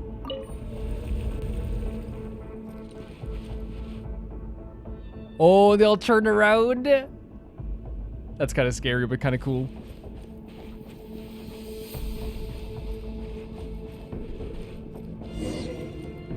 Where are we going now? Oh, you know when they do these transitions, it's going to be big. Where are we? Where are we now?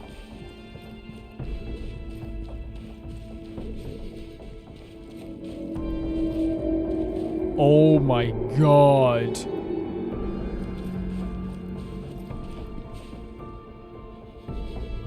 They had my... Like, the controller was rumbling there, guys. Like, but not rumbling in a vibration way. It was like dancing around my fingers with the... Did they add like haptic feedback? I know it's not haptic feedback. You know what did they call it? The rumbling thing they have with the controller where you can like feel like... I know they stopped doing it, but I always thought it was very cool. I know a lot of people thought it was like just a bad gimmick. On the PlayStation 5, there's like this thing where like... when raindrops are happening, you can feel the raindrops in the controller and stuff, I guess, like falling on you. Like as it's tapping thing. I felt like the ground shaking, but my controller was shaking at different parts, and it felt, instead of like a vibration, it felt like a rumbling. I wonder if they utilized that. Again, I could be wrong, because it's rare that I feel like a vibration in the controller, right? That's so cool. So cool.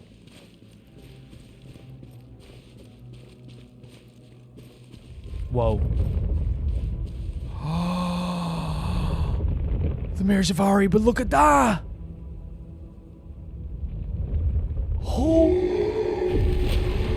Oh my freaking god, what? Benny's adventure team? Benny going for the adventure team right now. I have chills. That's what, the Bakunawa? That's the Is this a full area? Is this a full explorable area? There's no way. Look, all this scorched area here too. I'm sorry, but that's terrifying. Genshin, like, dude, again, once again, this is why like I scream for World Quests, right, all the time. I will scream from the top of my lungs how amazing World Quests are. Look at this. This is terrifying. This is one of the few times that I'm seeing a monster and I don't want to go and fight it. I'm like looking at it from a distance. I'm like, what if we stay here? The fact that you can see this monster in the distance, you can feel the vibration of their, or the rumbling of their voice when they roar. I can feel it in the controller. I can feel it in my heart. When they rumble, the dust, like, oh god. If you get close to that, we're like getting set on fire as well. You can feel it. Like, look at the way they've done this. Years ago, by the way, and this is not me comparing something to something else, by the way, but in a way, like it is, but like, Final Fantasy VII did this thing where they had, like, on the map, this giant creature wandering around the map. And it was a very interesting thing that that happened, because I remember, like, when I played it years later, and one of the things I was, like, kind of shocked by, I was like, man, they rendered this full gigantic creature on this map in this way. It's fully moving, it's fully mobile, it's a part of the world. And it's like, wow, the fact that they, like, they did this was so incredible. And of course, years later, like, you know, like, Elden Ring would have, like, that happening, and, like, you know, open world games sometimes will have that too, like, where, like, always, like, it's like, oh, it's just like this big gigantic creature on the map. But, like, to me, it's like one of my favorite things that you can do is, like, do something like this. To see, like, a monster in the distance. I'm sorry I'm not moving towards it quicker, guys. I'm just literally terrified. I'm frozen in fear. It's one of my favorite things that you can do is put a creature on the map like this. Wait, what? I'm hearing someone calling us. But the text was like in pink. Can we jump down here? So you can't walk around here, but like we're getting damaged by it, it looks like. Oh my god, we have to stay on the path. I thought like that was the path. Oh, get up! I thought that was the path like for a second, but no, this is like, cause look at the way like it's like all flat and stuff, and it leads up to there as well, but no, it's here. Stop it. Who said wait? Look at the scale of this as well. Incredible. Wandering Paimon? Is that Seed Lolly? Is someone calling for you? It sounds like Stella, yeah, with the pink, kind of pink and purple text. It's Enjo. Enjo? It's me, Seed Lolly. Wait. She's talking through Enjo? That's why she let him in here. Okay. Well, long time no see, Wandering Paimon. I have to admit, this isn't what I thought a reunion would look like, so she's able to see what Enjo was doing at all times. Okay, that makes sense why she would let him in now, because I was wondering like what she saw, you know? He's back to being Enjo again. Hearing the voice of that old hag come out of a youthful mouth is beyond mortifying. You'd be lucky to have Seed Lolly speak for you. Lucky! Shut up before I make you. Tell him. Are you okay, Seed Lolly? Do you need us to do anything? I'm fine. My body's back in the main hall, but I use a spell to attach part of my spirit to this fool's body. This way I can put him to good use. And the reason why Lolly's doing this, by the way, I think is because if anything happens to us in here, and Lolly was with us as well and something happens, there's no way she could notify Malvika. Well, Lolly's amazing. Paimon can't believe she's actually in control of Edge's body. Lolly is powerful beyond belief. I genuinely believe that, like, she's more powerful than, like, even people give her credit for. Don't let her fool you. She's not that powerful. I wanted to let her do this because I cut a deal with her. She is powerful, Edjo. You need to realize this, buddy. A deal, so you sold your own body? In a partial, temporary, and limited transaction. One that allows me to ensure your safety and keep from threatening us. Oh, anyway, I'm glad you're safe, both of you. Thank you so much, Sweet Lolly. Here's the Sanai's ritual sword. The Calamity of Anshu. I borrowed it from the chief before I set off to the Masters of Nightwind. Since we don't know much about this area you're in, it's probably best to keep it close at hand just in case. There's literally a monster right behind us. Look at this sword. It's beautiful. Whoa, is this what he used to summon the Night Kingdom? What a rare and precious treasure. I don't know. I suppose it'd be a problem if I touched it for a moment. Oh my god, Gollum over here. In your dreams, we're holding on to this pipe by jumping right in front of it. Probably the right thing to do. So stingy, as if it's like a pen or something. Why don't you let me borrow your stuff? Don't you know that I was the one who found the relic used by Shanish to open up the passages? I didn't kick up a fuss when they fell neatly into your hands, did I? Because Enjo, that's not... Oh god. I know why people love him, right? Because he's like very like... Sometimes very pitiful and sometimes very whiny, but also at the same time, like, you know, he's like comedically, like, you know, unaware of, like, I mean, I think he's aware. I think he's just very, like, comedically always trying to, like, you know, poke at people. And I think people, like, find it very funny. I do think people find it very funny, honestly. Yeah. Like, even here, so stingy. I didn't kick up a fuss when it fell in your hands, you know? It's like such, like, it's something you don't expect to hear from a character like this. You can learn a thing or two from that someone within my magnanimity, by what this is what I'm talking about. People love this stuff. Wonder Paimon really wants to give this guy a good slap, but she doesn't want to accidentally end up hurting Lolly. Okay, we'll wait for Lolly to leave the body, and then you can do whatever you want. Slap away. Oh, it would hurt me. Well, excuse me, I'm just a clerk. I never said I never hurt a soul. Is it a crime of wanting to come here and have a look around? Really deserving of such unjust violence? You have someone kidnapped, Enjo. I didn't get it. That's what I'm saying. I think Enjo being so unaware of his crimes and, like, trying to brush away his crimes is another thing that people think is hilarious and love him for. He's not wrong. Papar wasn't hurt. I checked. No. That doesn't matter if he wasn't hurt. I'm sorry. It doesn't matter. Like, it's like saying, like, oh, yeah, I kidnapped your best friend, but don't worry. They weren't hit. But we were tricked. It hurt our feelings. And he's using this person as leverage. What is he going to do if you don't do this? I fully sympathize, Paimon, I do, but as you can see, now I have an old hag bouncing around in my brain. Stop. But that isn't a punishment enough, and I'm afraid you might as well just kill me. Sounds good to me. The smile. Hey, Tsuwanda, I thought a hero of your claim would say something in my defense, but here you stand, poised to strike me down as a cold blade. I need to understand. I understand what the game is doing. The game doesn't want us to, like, I guess, like, it's trying to show us that, hey, look, he didn't hurt Papar, right? But, like, morally still... He has someone held as leverage, right? And holding it over our head. This is a true thing, right? 110%. He also did think, you know what I mean? Like, it's like, I get that, like, yeah, he's funny and all this stuff, and 100% he is, right? This is hilarious. Him saying a 2 to Wander, it's hilarious. But I don't think it can be brushed under the rug that much, what he did. You know, again, Wander being like, hey, I'll do this to you. It's like, not uncommon, as long as it doesn't affect Lolly. Well said. I still talk about this. Present circumstances indicate we should be trying to work together. Remind Paimon since when we were ever a team. This is the marriage of Ari. It's not like we have a choice. We've been in the same boat since the very start, and our enemies are a metaphorical sea of and its storms. Holy hell, look at this big boy. You all saw the scary creature just now, right?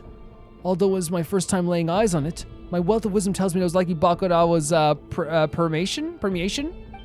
If we don't deal with it, it'll eat us. If it eats us, it'll get stronger. If it gets stronger, it'll escape into Nala and continue eating until nothing's left. This is an insane creature, an insane location, terrifying. Bakunawa, that's the monster the Tenok and the 6 heroes in ancient Nala fought against. Wait, didn't they defeat it? You wish. The worst part about the beast is that it's even stronger immortality than the rest of the gold's creations. Its permeation is no simple hummus or chalk. So like think of it that way, like, you know, any of Gold's creations, it has a stronger sense of immortality. Like, that's a very, very interesting way of looking at it now as well. And then, honestly, like, it's a really fantastic way of writing, of setting the tone of like why this is so important to defeat it, right? Like, we know Gold's creations are incredible, so to be like, hey, this is even like, this is like more powerful in terms of its immortality, you know?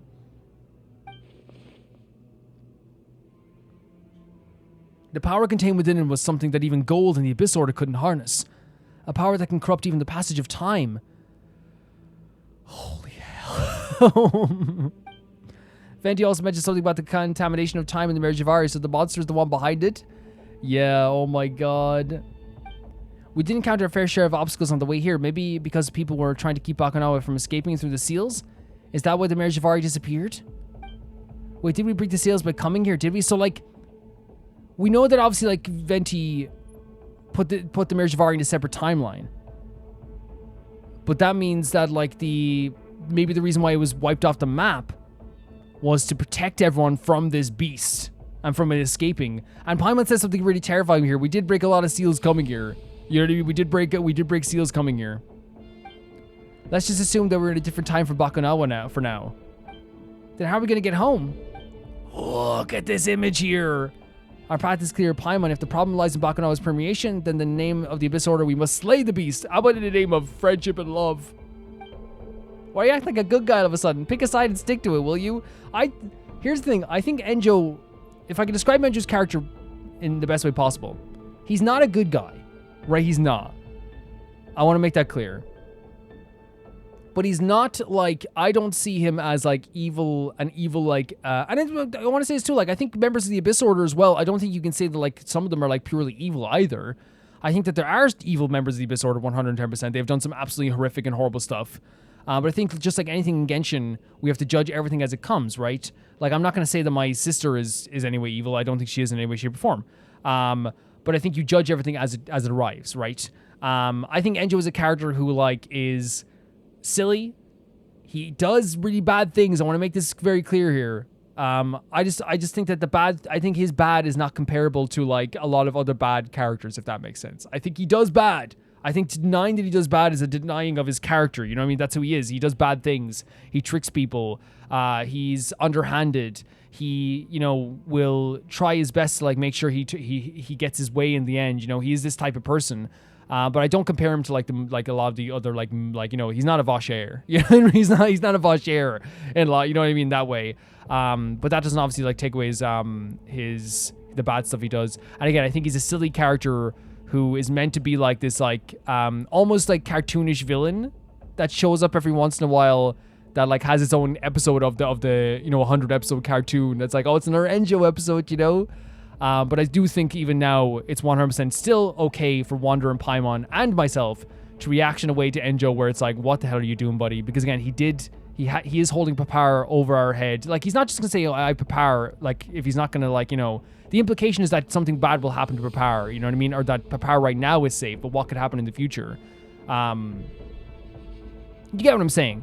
Enjo is a silly character who is like the character who shows up every once in a while in that cartoon, like every, like, 10 episodes, or every, like, 20 episodes, is like, oh, it's an Enjo episode, but he also has done bad things, and he should be also called out for that as well, if that makes sense. Perhaps you were more well-read, you would understand the new Titan anthology states that the principles are defined by their flexibility. Flexible principles are to be in principle flexible. In any case, the time has come for us to fight. I think the problem is, Enjo, if I'm being completely honest with you, it's not that your principles are flexible. I think it's that, like, sometimes it feels like you have no principles at all. Sometimes I can't get a grasp on what principle you're at right now. I really feel like if you're changing your principles all the time, it's probably like, for you, it's probably like a light switch. I hope I described my feelings towards Enjo fully, because I want to make sure everyone knows my opinion on every single character. I still think he does I think he does bad stuff. We saw the stuff with Layla. We saw the stuff with Papar. We saw the stuff he's done before. He has done bad things. But I think that, like, comparing him to, like, the bad of the bad doesn't do them justice either, if that makes sense. It doesn't make sense. Like, you know, I wouldn't compare him to, like, a Vaucher or something like that, who's done some, like, pretty horrific and absolutely disgusting stuff. You know what I mean? You wouldn't compare it to that. Wait, is it just happening? Oh my god! What? Oh my, look at the scale of this. Holy freaking hell. And my stamina's gone. Oh. What? This music? This is one of the most incredible things. Time to act. The scale of this is insane. Nothing happened to his toes. Look how small Fischl is. Wait.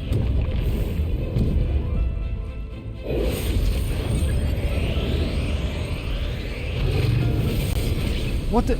Couldn't break. What? Curse. Get your butt over there and help. Don't worry, I feel wonders pain keenly, I assure you. Once the opportunity presents itself, I should join the fray, hopefully. What is this thing here? Oh, it's like a shield. Okay, I get it. Okay, perfect.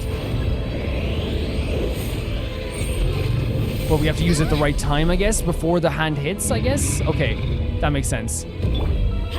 This music is so beautiful. I can't get over the scale of this, guys. Are we even doing? Are we even doing damage?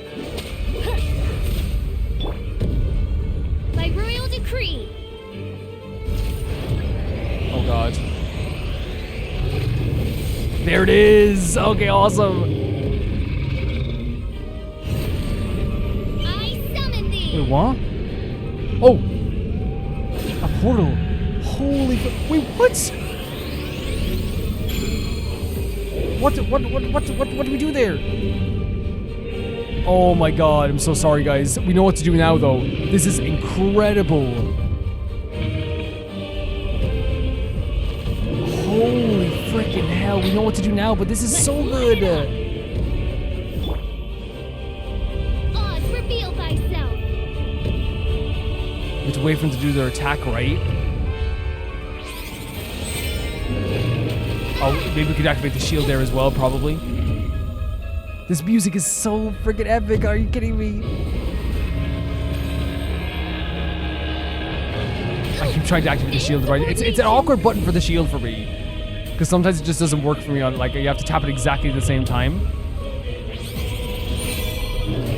Like, I keep trying to activate. I can't like. Okay, let's try again. Okay, good. Okay, good. It's hard to activate at the right time there.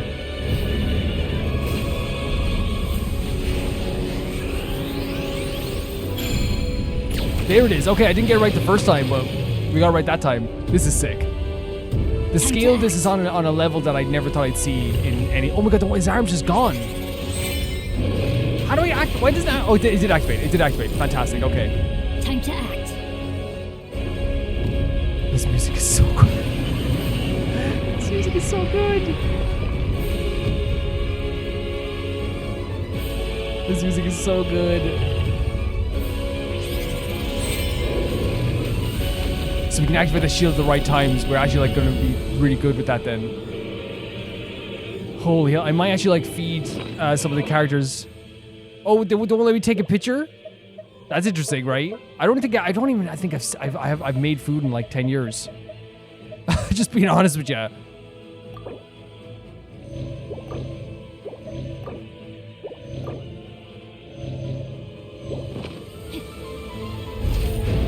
Here we go again. It's honestly like great.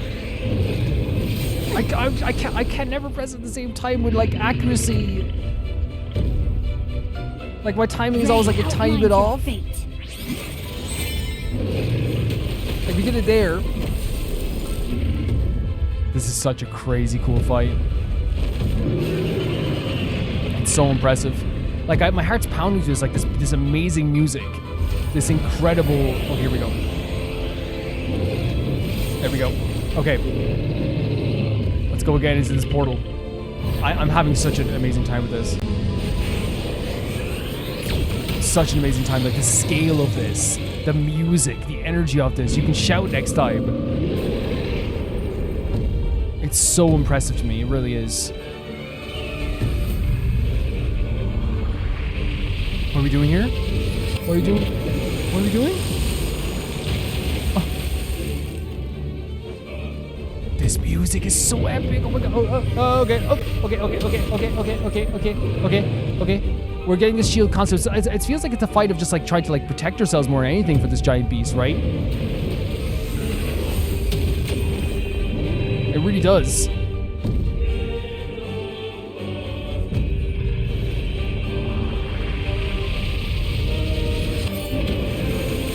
Oh, we did too early. Too early. This music is so amazing. Wait, what? Oh, R2?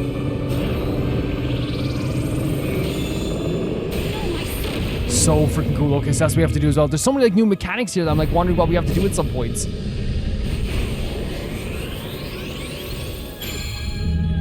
There we go. Oh my god, a lot of damage there. Did we win? This was like a fight of like mini games, but it was so freaking cool. Oh my god, Enjo was saying that he was supporting us. Again, the text goes by too fast. Did we get rid of it? We were awesome. We're the biggest bad guy we ever taken down. This is, I think, on a scale-wise, just in hand-to-hand combat. I know we had help here as well. I don't think there's anything like this in terms of like just like, and when I say scale, I know we fought like gigantic creatures through the sky and stuff as well. This is like tangible right in front of us on its feet. You know what I mean? It's like gigantic. An absolutely, you know, astronomically crazy creature that we fought here, honestly. That's the biggest bad guy we've ever taken down. Judging by the potency of the energy we just dealt with, that may have been only one piece of Bakunawa's body. Just one piece? Like, can you imagine the size of this creature? Gold needs to be put in prison forever. Gold needs to be locked away. But even if it's only one of many, I'm sure it will have left something useful behind. Let's see. Stop right there. Oh, till I say no, no, no. You've heard her, Enjo. Stay put. What's this now? Are your companions not but arrows in your quiver? Fit only to be strung, shot, and then abandoned? No, no, no, no, no. No, no. Want to remind me, who was it that dealt the crucial blow to Bakunawa just now, hmm? Is this how you treat the backbone of your team? So he was helping us with those abilities, I guess. The backbone, keep dreaming. What exactly are you after? All that is unknown etches into its desire. So that must have been Enjo that did like the final blow there as well then? Like that big, or giving us that power maybe? Does that mean we were using abyssal power this whole time? All that is unknown etches itself into desires of my soul. The corpse of Bakunawa may have been laden with ancient treasures it once devoured. Surely such artifacts would be priceless. Try harder. You've been hunting for clues about the Mary Javari since Water's arrival in Natlan. There's no way your end goal is something so vague. Yet they built this up. Kenichi's quest, right? The event, and now this as well. They built this up over time with Enjo's arrival here in Natlan. You can't lie your way out of this one, Enjo. What secrets are you hiding? We're not giving up until you spill the beans. Lie? Why, I'm not lying at all. But since you insist, I'll grace you with a story. A story? Okay, I'm here. Many years ago, there existed a kingdom in a broken land. The king was wise and powerful. He loved his people and was beloved by them. Later, when a powerful enemy attacked the kingdom, the king sacrificed his life to save it. Upon his death, his most steadfast follower succeeded him. Yet evil still lurked in the shadows, its creeping corruption poisoning the new king. Once more, the kingdom was plunged into torment. Civil war broke out across the kingdom, splitting into factions. The wicked king was slain, and his people were exiled from the land. These exiles split into two different groups. One chose to accept their exile and abandon their homeland forever. The other group refused to leave until allowed to settle down elsewhere, albeit in the most barren and remote part of the nation. So that's... They lived in neglect for millennia until the darkness returned once more. The kingdom was still divided, and these exiles were the first to raise their weapons. So when the Abyss returned, they lived in neglect for millennia until... So let's look over this again. A kingdom existed in a broken land. The king was wise and powerful. A powerful enemy attacked the kingdom, so that's probably the Abyss. And then the king sacrificed his life to save it. And then his followers succeeded him. Evil still lurked in the shadows. Corruption poisoned the new king. And the kingdom was plunged into torment. Civil war broke out across the kingdom, splitting into factions. The wicked king was slain, and his people were exiled from the land. Then they separated two groups. One chose to accept their exile and abandon their homeland forever. The other group refused to leave until allowed to settle down elsewhere. So that maybe is maybe to do with the Mary Javari. They lived in neglect for millennia until the darkness returned. The Abyss returned. The kingdom was still divided, and these exiles were the first to raise their weapons. So the exiles were the ones who fought against the Abyss first. Although they were destitute, Not a single one of them retreated or fled. With the same stubborn spirit that Blade never abandoned their homeland all those years ago, they fought and died until the last one remained. So they were the first to be like, we're fighting for this land. You're not going to tell us that Survivor was... Please don't talk to Paimon that way. Just explain what you gotta say. Paimon's just guessing. Where'd you get up being so mean? Exactly. He deserves a bit of a slap now. That man's name was Tenoch. And the lost settlement was known as the Tenochtitlan. So Tenoch was the wait, so Tenoch was the last survivor? Its people were warriors who wielded the power of Anemo. Some people named the place where their bones are buried the Windless Land. The Mer Javari. While their brothers and sisters who 500 years ago departed from their homeland headed to the true Land of Wind, they were known by another name, the Muratans. However, that's a story for another day. How about the story for now? Does this mean that you're one of the Muratan people? Really? Is he lying against you, Lolly? Don't shout so loudly or I'll kill you off. Or you'll kill off your water's brain cells as for your beloved Granny Easley. She can no longer respond to you. Wait, what? Wait, so... This is a law. So Tenoch was the last survivor of these exiled people. He defended against the Abyss, but all those people died. The places where their bones were buried was in Mer Javari. And while their brothers and sisters who 500 years apart from their homeland headed to the true Land of Wind, they were known by another name, Muratans. So when they say they departed to the true Land of Wind, is that like departing back to Mondstadt or departing to... I don't know. Does this mean that you're one of the Muratan people?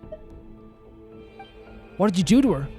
Nothing of consequence. I merely drove her away. Stories all have a purpose, and I thank you for taking the time to listen to this one, as it allowed me to familiarize myself with some of the Bakunawa's powers. Oh no. For now, that old hag shan't be bothering us ever. Do not call her that. You sneaky, lying, scheming, evil, abyssal rat. Flexible principles, Paimon. Flexible principles. See, that is where your problem lies. You never listen to what others have to say. She just listened to your full story. Who exactly are you and what's your objective? Wanderer, I've seen the glory of the Vingdener perish, buried beneath the snow. I've witnessed the sun children dancing in their white night, and beheld magnificence of the Gurabad. What are you... Submerged in the sea of... What is happening? I've touched the vessel of flesh and blood in the most glorious ceremonial site, the broken colossi of Remuria, and brushed my fingers across the soiled colors of murals in the... What is it? Is he saying he's been around for this long? I know a monster's old aristocracy was overthrown. Vanessa, how the people of Liyue began the great migration of the Gule assembled. What is happening? How the loyalists of Orobaxi fought against the disciples of Narukami. What are you doing? I even know how people of the Tenochtitlan perished to battle and how the Muratans left from a distant land.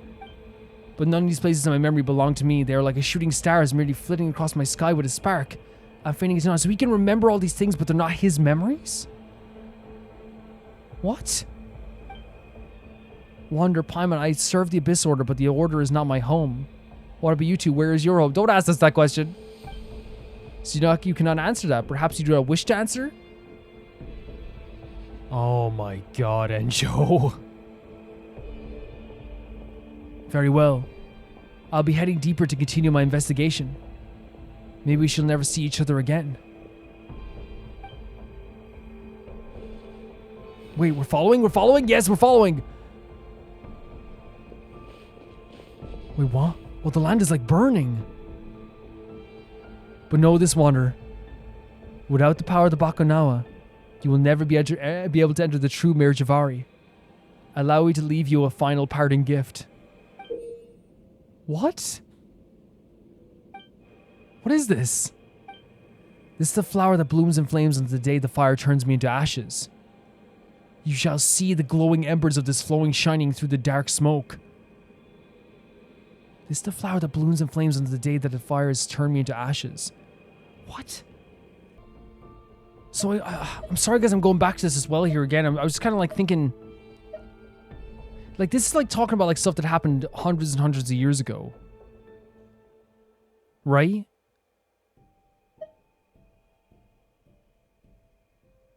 like, you know, like obviously this stuff with Gurabad and stuff like this as well. Like, and but this as well. I'm trying to read over this stuff as well again.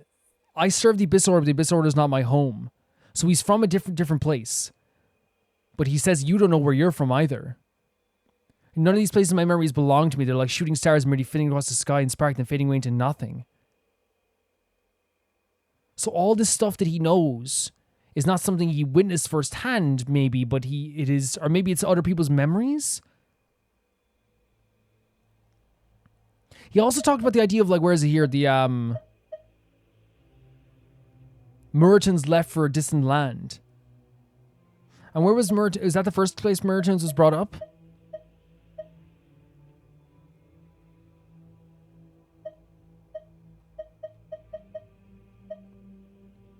So Muritans was...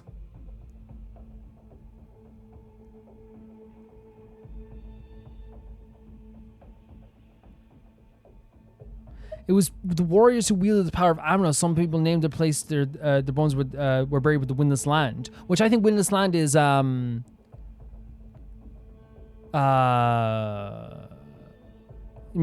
But then they say like the true land of wind. Now, first thing I thought it was Mondstadt.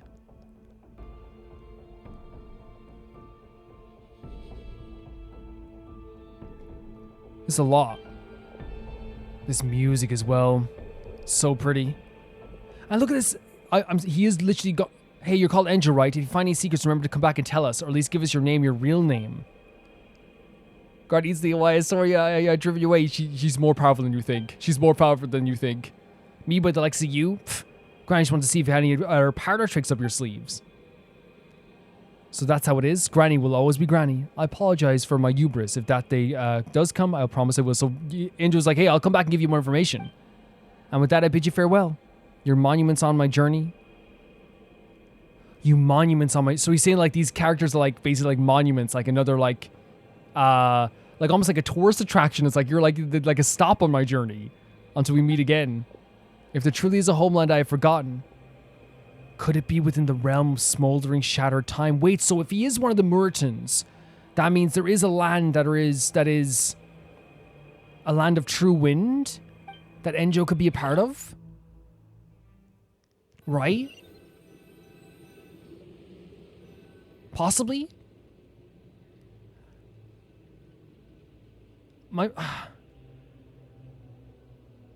This has been wild. This has been wild. You're back. Are you both alright? We're okay. I said like 10 minutes ago, maybe 20 minutes ago, that Enjo was like a cartoon character. Things have changed instantly for me. Things have changed instantly.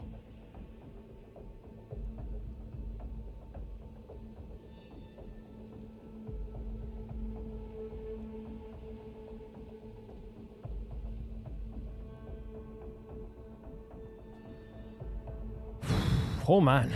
Oh man. Are you both alright? We're okay. That's a relief. I couldn't see what Enjo was up to. Unreadable to the very end. Now that I think about it, when Enjo was hiding the Tenochtitlan, I don't think he was able to enter this place. But he knew you would come and he planned to use you. Naturally, he was certain you would somehow find a way. Once again, kind of, I guess, using us to find a passage to a certain place again, right? He's done this before. He did this kind of like with Layla. In a way, I think he did. He didn't do Enka as well. I think he was also like trying to use some people as well with the Knicht stuff to find the Merjavari. It feels like Enjo has been with us like a few times, but now that I'm thinking about it, right? Him saying he knows all this stuff, and maybe this is a wild theory, right? But do you think Enjo could be in more places than we... Obviously, he was in more places, but do you think that like Enjo could be more part of our journey than we think?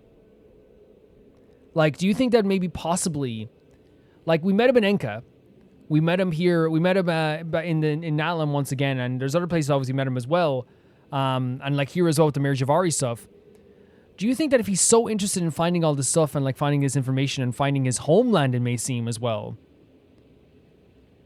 do you think it's a possibility that if he knows that we were like finding out all this stuff, like, you know, when we found out stuff about Gurabed and all this stuff as well, do you think there's a possibility that like he's been watching us for a lot longer than we thought? Just a thought. You know what I mean? If he knows all this stuff and he has a lot of information on this stuff. It's just a thought. But he didn't bet on Sidlali showing up, which threw a wrench into his works. Yeah, Sidlali's fantastic. We always knew this guy wasn't like the other Abyss Order goons. But Paimon never thought we'd have so many secrets, and asking him for answers only left us with more questions, just like this place. That's what happens in Genshin. Genshin will basically do that all the time, where they go, here's 25 answers now, here's 30 more questions.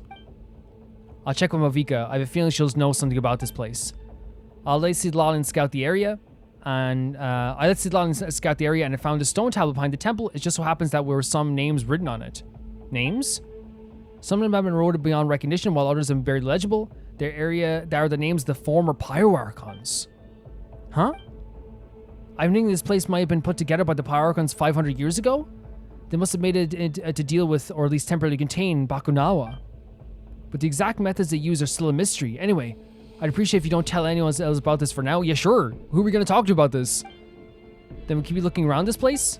Of course, but you shouldn't stray too deep, especially you, Wanderer. We should get looking out for us. There's something on the chair there. The spirit traces I left on Enjo seem to have been consumed by a strange power. Whatever's wrong with the Mare Javari, we're definitely not equipped to handle it right now. I love Sidlali is showing that concern, telling us the truth, keeping us prepared, like we can't just deal with this now. I need some time to look into all of this. Of course, if I learn anything useful, you'll be the first to hear about. Thank you, Sidlali. Is there anything else you'd like to know? How's the employee who was acting up earlier? He's fine. Enjo told me that he previously described himself as a tourist and adopted the name Hein. He was then approached by a Papar, and the two of them really hit off. And then Enjo fed Papar enough Abavi to knock out it. Oh my god. So, okay, he didn't actually have him kidnapped. He just got him drunk. he's literally just passed out somewhere.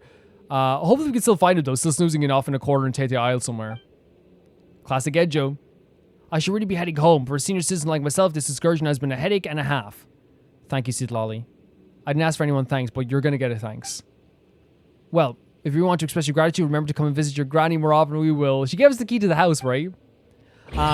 So, in the end... Oh, nice. In the end there... Oh, it's over. The quest's over. Excellent. In the end there...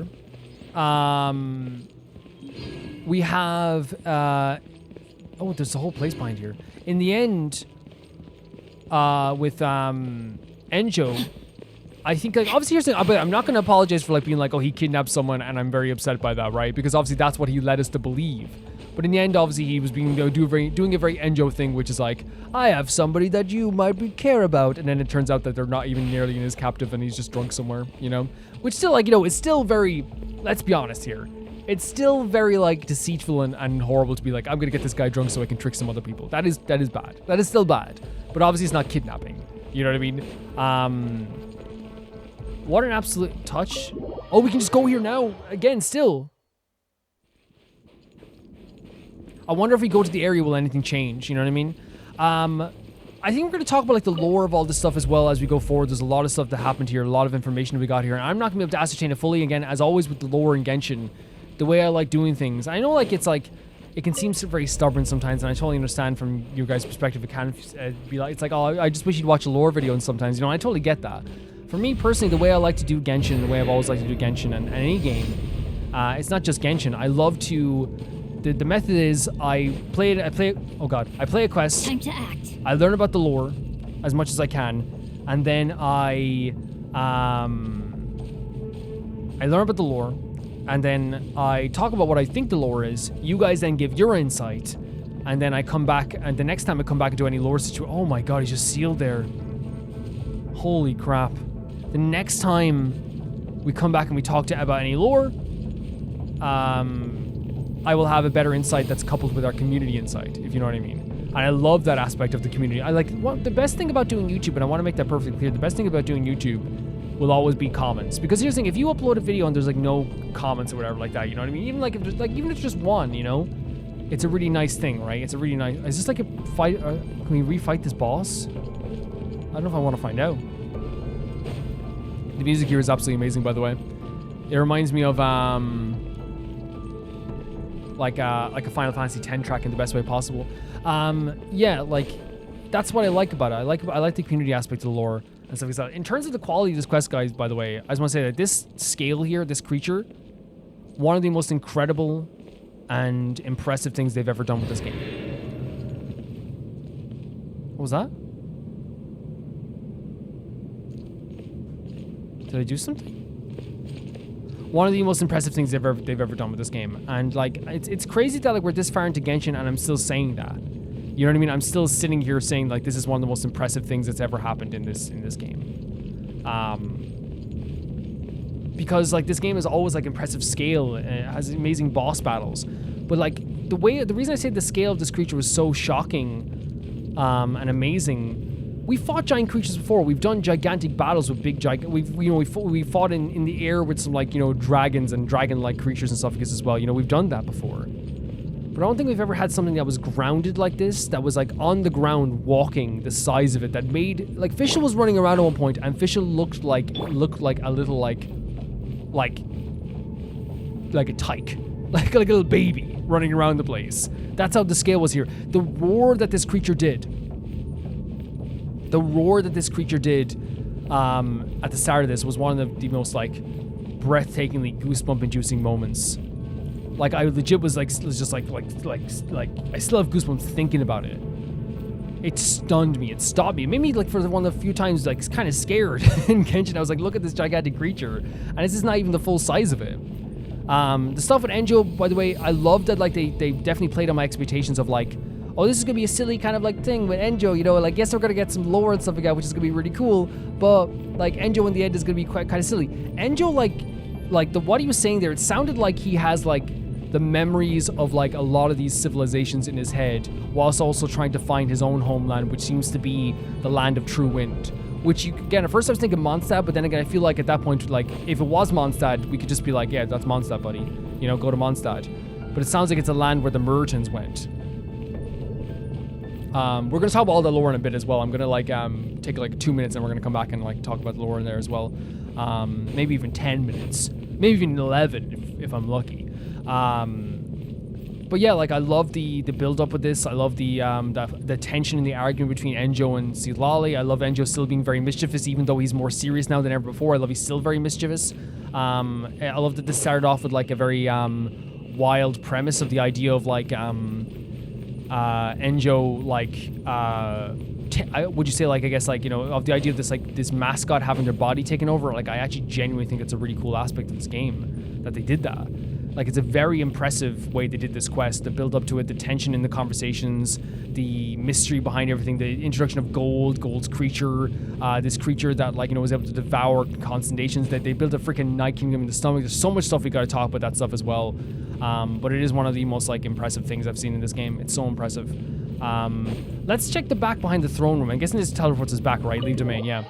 Let's check the back area behind the throne as well. Oh, there's a chest down here at least. Whoa, look at that. I wonder if we can get out of there. Whoa, this place is... What? Wind-worn booklet. A badly damaged wind-worn booklet. Only a few words are still legible. Seal the borders. Contain the Merjavari. Not a task for just one generation, so it's a thing that has to happen over generations. My time runs short. Put my thoughts in the sacred flame. Remember, you who follow. Kochania. So whoever said this is like, hey, this is not something that's going to happen over one... Oh my god. We have more lore. This is not something that's going to happen over one period of time. Like, it's going to be generational. That you're going to have to... What a stroke of good luck. Hell yeah. That we're going to have to deal with. We're going to look at the stone tablets in a second here as well. I just want to check in here as well. Elegantly written book. A few more elegant, joyful words. Task complete. Now I sing. Isaja. Okay. Let's read it. So what this is, stone tablet. A weathered old stone tablet. Most of its inscription is worn away. Kyonzogi has been gone for over a decade. Great victory. Built the shrine. Honor the fallen. Is that the fallen people who died during that battle 500 years ago? A weathered old stone tablet. The inscription is generally illegible, but faint name can still be seen at the bottom. A weathered old stone tablet. The inscription is nearly illegible, but the faint name. Oh, okay. So is this like the Oh, these aren't just. Are these graves? The way they're situated, right? Bakunawa's revival. Before the return, must block the Merjavari. Hold back the tide. Hold back the black tide. If I fail, Let those come after me. Glorious. This is what they're talking about, generation thing. If I fail to hold back this beast, let the other generations do so and do it. Oh, this is going to be like a thing that we have to pass on from generation to generation. It's like the Futurama thing where they keep like throwing the garbage ball into the sky, you know? Whether those stone tablet inscriptions nearly legible, the faint name can still be seen at the bottom. They're not showing us the name. Can we climb up here then? So whoever did this first is expecting this to be a very generational thing, you know? It's not gonna. It's gonna have to happen over and over again, possibly. And we don't know when, right? There could be like Oh, they're not letting us up here. That is a rare. I guess like here's the thing, right? I'm not gonna be upset by that.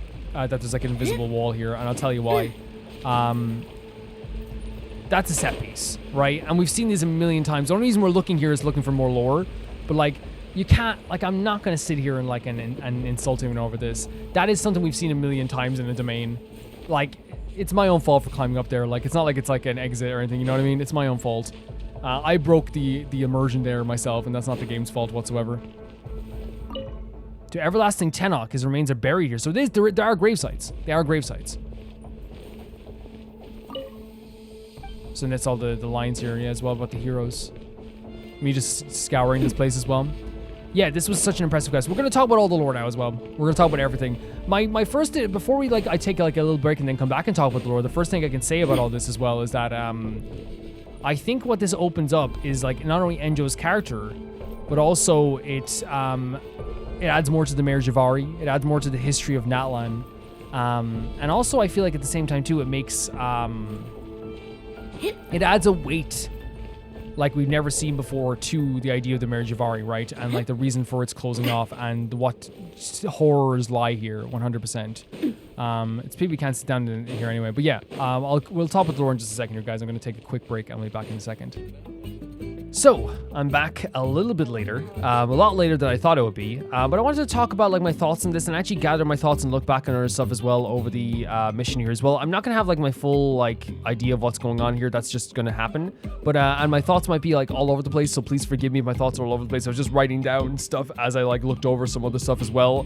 I thought it was the best way to do it because like I feel like I was going to probably like next time look back on it anyway, so it's probably a good idea just like to write down like a bunch of my thoughts and stuff like this as well, and kind of like go over that with you guys as well, especially since like we had like this instantaneous kind of like, oh my god, that's crazy, to being like, oh wait, there's other crazy stuff once you look back on all the other things as well. They said that there's a temporal disruption of time in the Mare Javari, which would make sense. The timeline is very weird and all over the place when it comes to this stuff like with Venti and like wiping it off the timeline. The different times that people fought the Babukunawa. They said that the troop entered Mare Javari 1,000 years ago, but the Mare Javari's documented history is 500 years ago. And like I feel like that also like comes into play when it comes to like the stuff with the Bukunawa as well, which the Bukunawa is like one of the most interesting creatures they've ever had in this game. Like I'm so impressed with like what they did with the Bukunawa.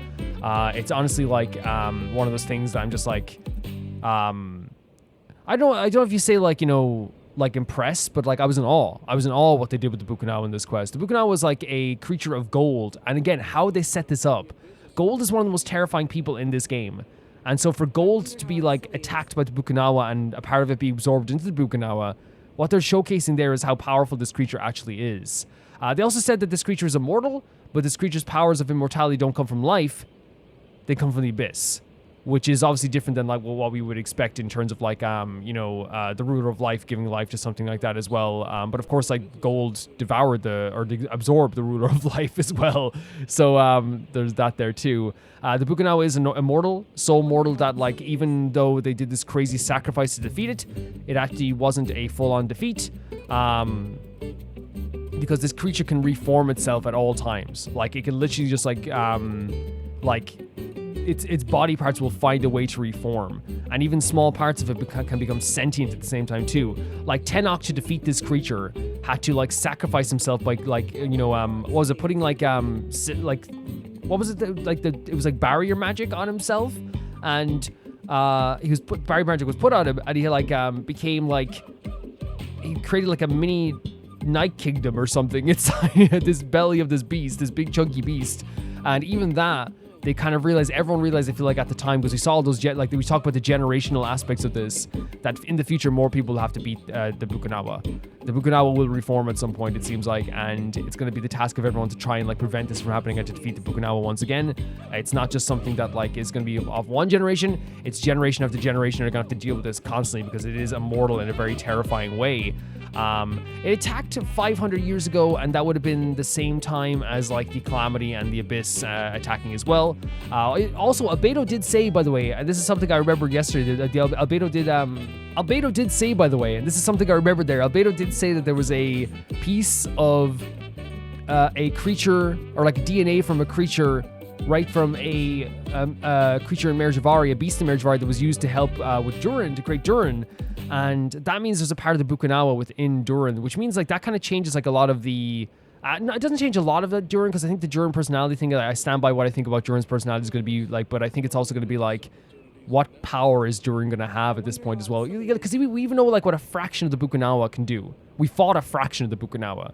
So you can imagine like what's going to happen here as well, honestly. It's really interesting how like they talked about, as we said, like the disruptions of time. The Bukunawa we fought in this timeline is not the same as the Bukunawa in other timelines. And obviously that has a lot to do with the idea of Venti sealing away the Bukunawa and sealing off the Merjavari so that corruption doesn't come any closer to the rest of Nalan. And I guess like when it comes to that as well, like in the process of sealing the Bukunawa and the corruption, there was also a sealing of all the people here, which again, we'd heard about this from Venti, the idea of sealing off this place and how people were sealed at the time and how he felt very bad about this.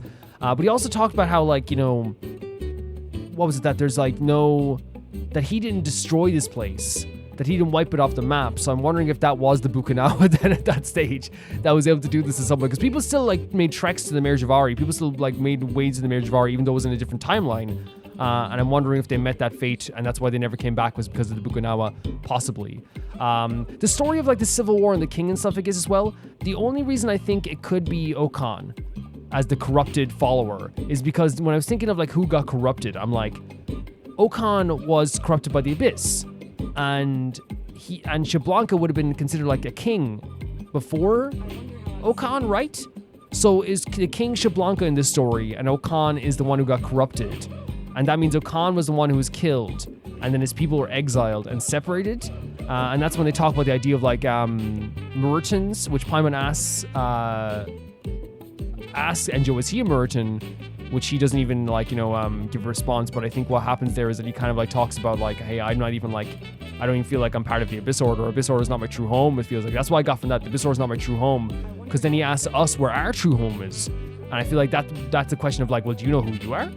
I don't know who I am, but do you know who you are? And I feel like Enjo feels that connection with us as well. But yeah, then the place that we are now, the Tenochtitlan, is it? The Tenochtitlan was the place where like people, it was like a barren place with windless land, the Merjavari, where people fought against the Abyss, were like the last stand against the Abyss, I suppose, as well. Even though this place was like a barren wasteland, and like the only survivor of that whole battle against the Abyss was Tenoch. After that, at the same time too, which again is like another like really heartbreaking aspect of Genshin history, where there's always like someone like fighting to the last breath, and that's what this world is. It's all about like fighting to the last breath and all this stuff too, which honestly feels like fairly dark. They talked about how like, you know, when they exiled like the Okan's followers, half of them went to the Windless Land, right? Not half, but like some of them went to the Windless Land, and the others went to the Land of True Wind. And the Land of True Wind, I was thinking it's Mondstadt, but I thought like maybe they would just say Mondstadt outright if it was Mondstadt, you know what I mean? It's one of those things where it's like, just say Mondstadt, but I guess like they also like sometimes do talk about Mondstadt in a very like biblical and magical way, like, oh, the Land of True Wind, you know, instead of just saying Mondstadt.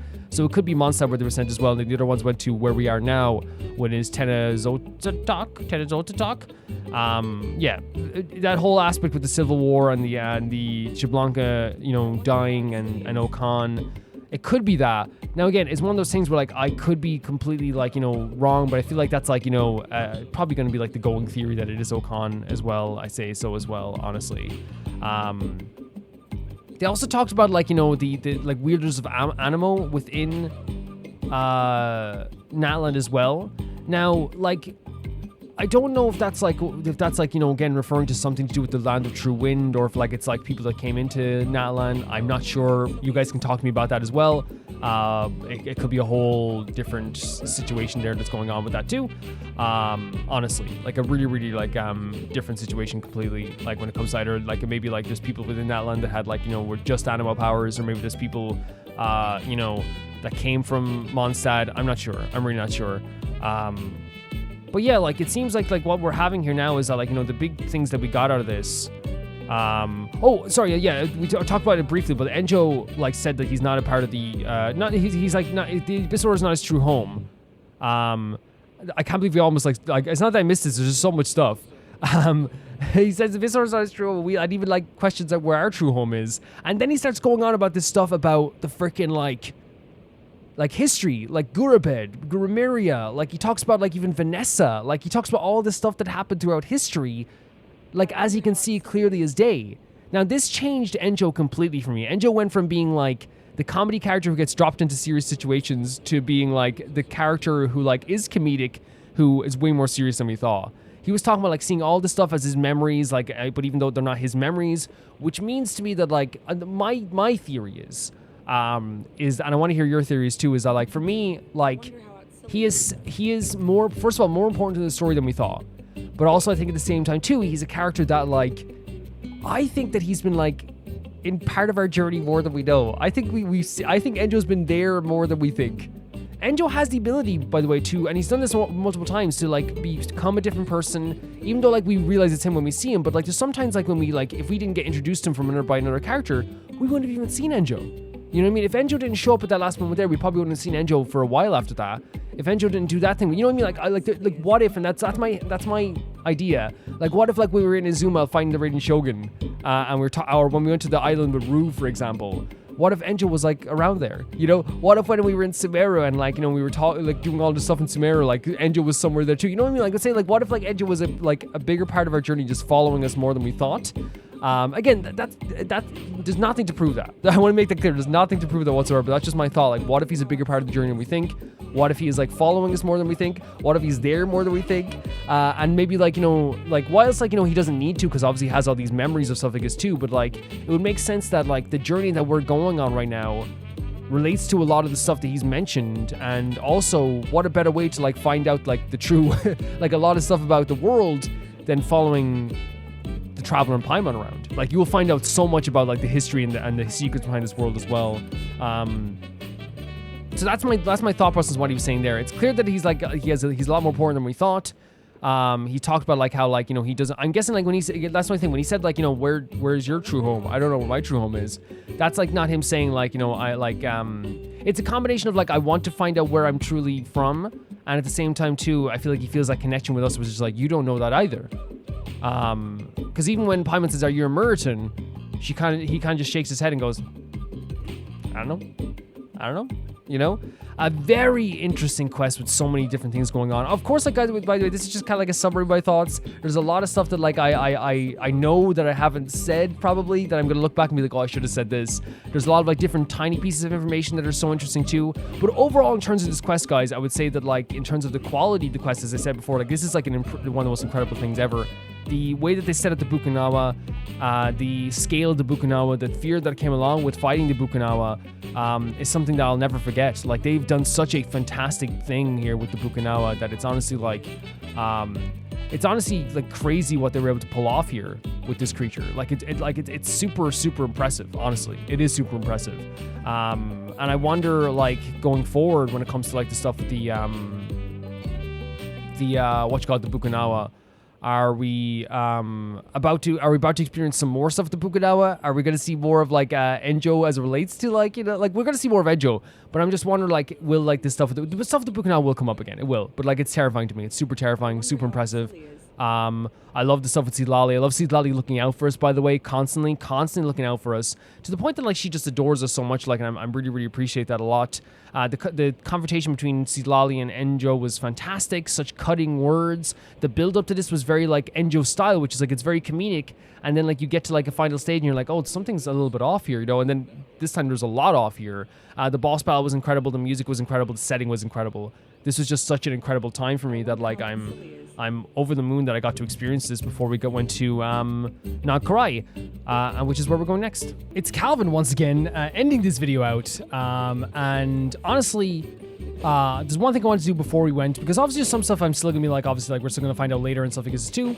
Can't wait to hear your thoughts on this mission as well. This is amazing. But I think one thing I want to go into first of all is go into that item we got from Enjo, right? Let's check it out here. Is it here or would it be here? It'll be the new section. You're gonna see how little I check. Wait, so this. So it became the lava wall. Oh, okay. Okay. Is there any way to check the description of this out?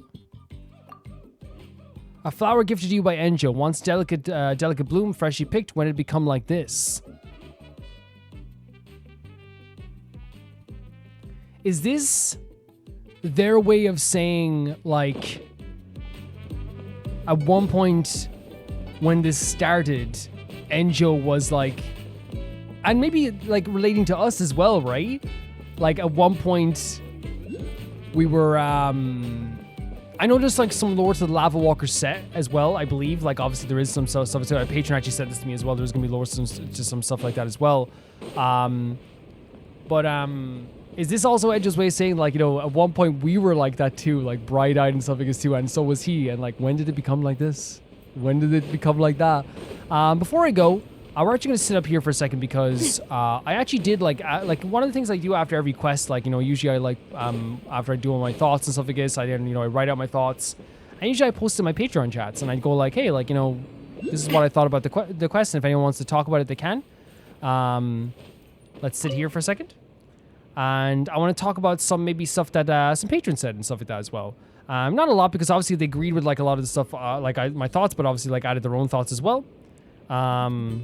So a patron by the name of Luna was saying that you know, the Lava Walker set we get, which is an actual set you get, is actually a set that is about a wandering sage who has no true home, and is also associated with a phoenix and other signs of rebirth. This is purely a theory of my own, but I'm starting to wonder if he's not following us as much as following the path of our siblings. This is an interesting thing. They like Luna was saying basically like, oh, maybe it's like, because I was thinking they're following us, but what if they're following the path of our sibling as well, in some way too? That's also an interesting way to look at it too. I don't know if I have the Lava Walker set. Do I?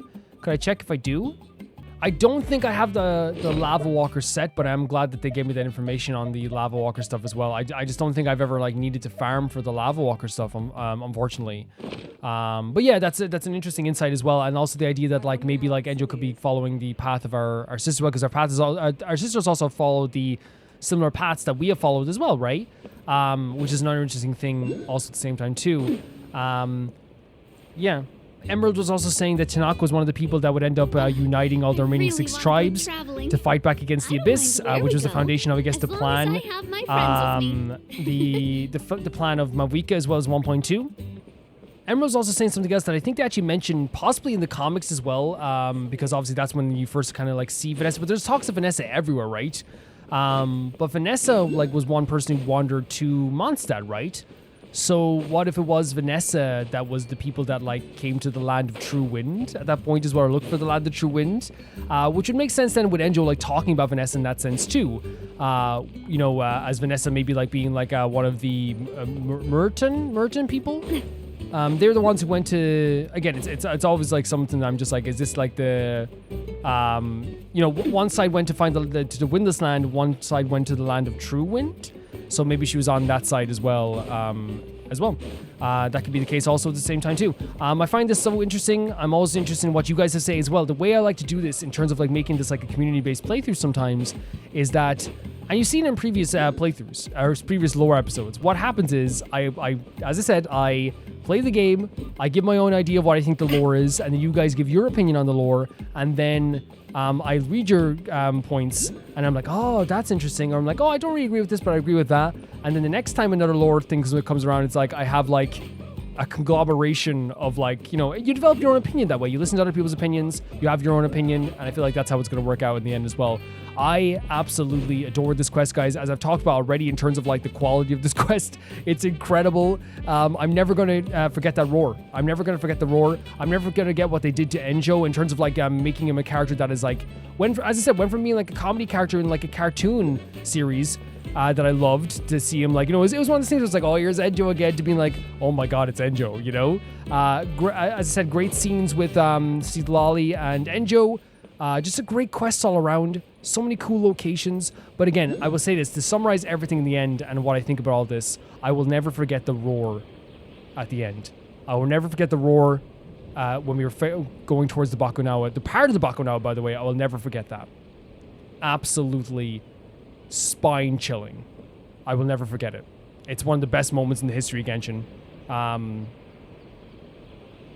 It's going to be on my mind forever, that moment, honestly.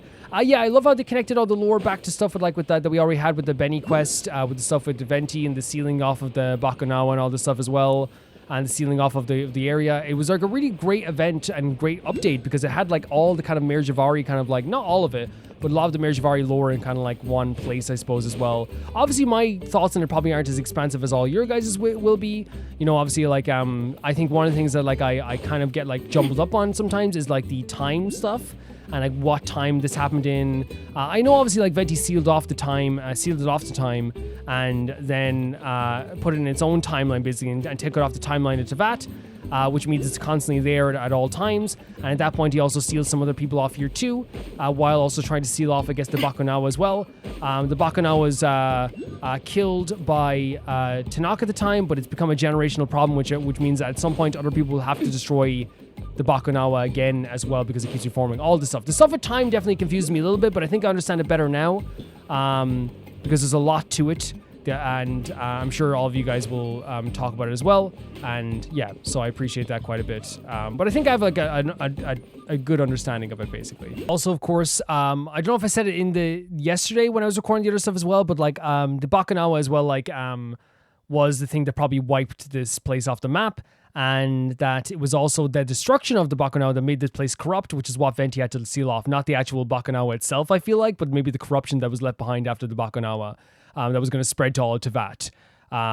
Very, very, very interesting stuff. I wonder how it's going to... Also, I want to say as well, I wonder how Durin's going to come into play with this.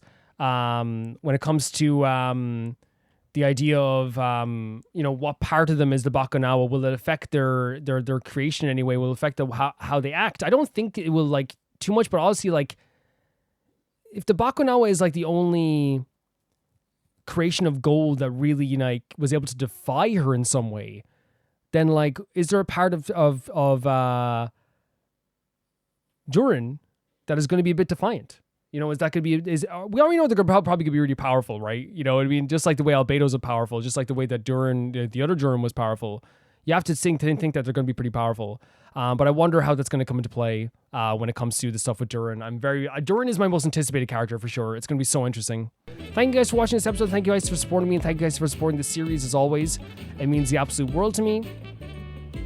I want to say thank you to the Never Can Pay the Baby Gangster on Patreon. That being Tyfire 2, Jamie Bull, Jetta the Banana, the Ghost of Inazuma, Felicious Felix, Yule, Radish Anusta, Death Trap, Link Smarky, Assassin, Trubino Butter, Peter Shelson, Leon, Ike Kasparian, Jared being with the high streamer YouTube world, New 7 Blasco, and guys, for the last time before we go to Nod Karai,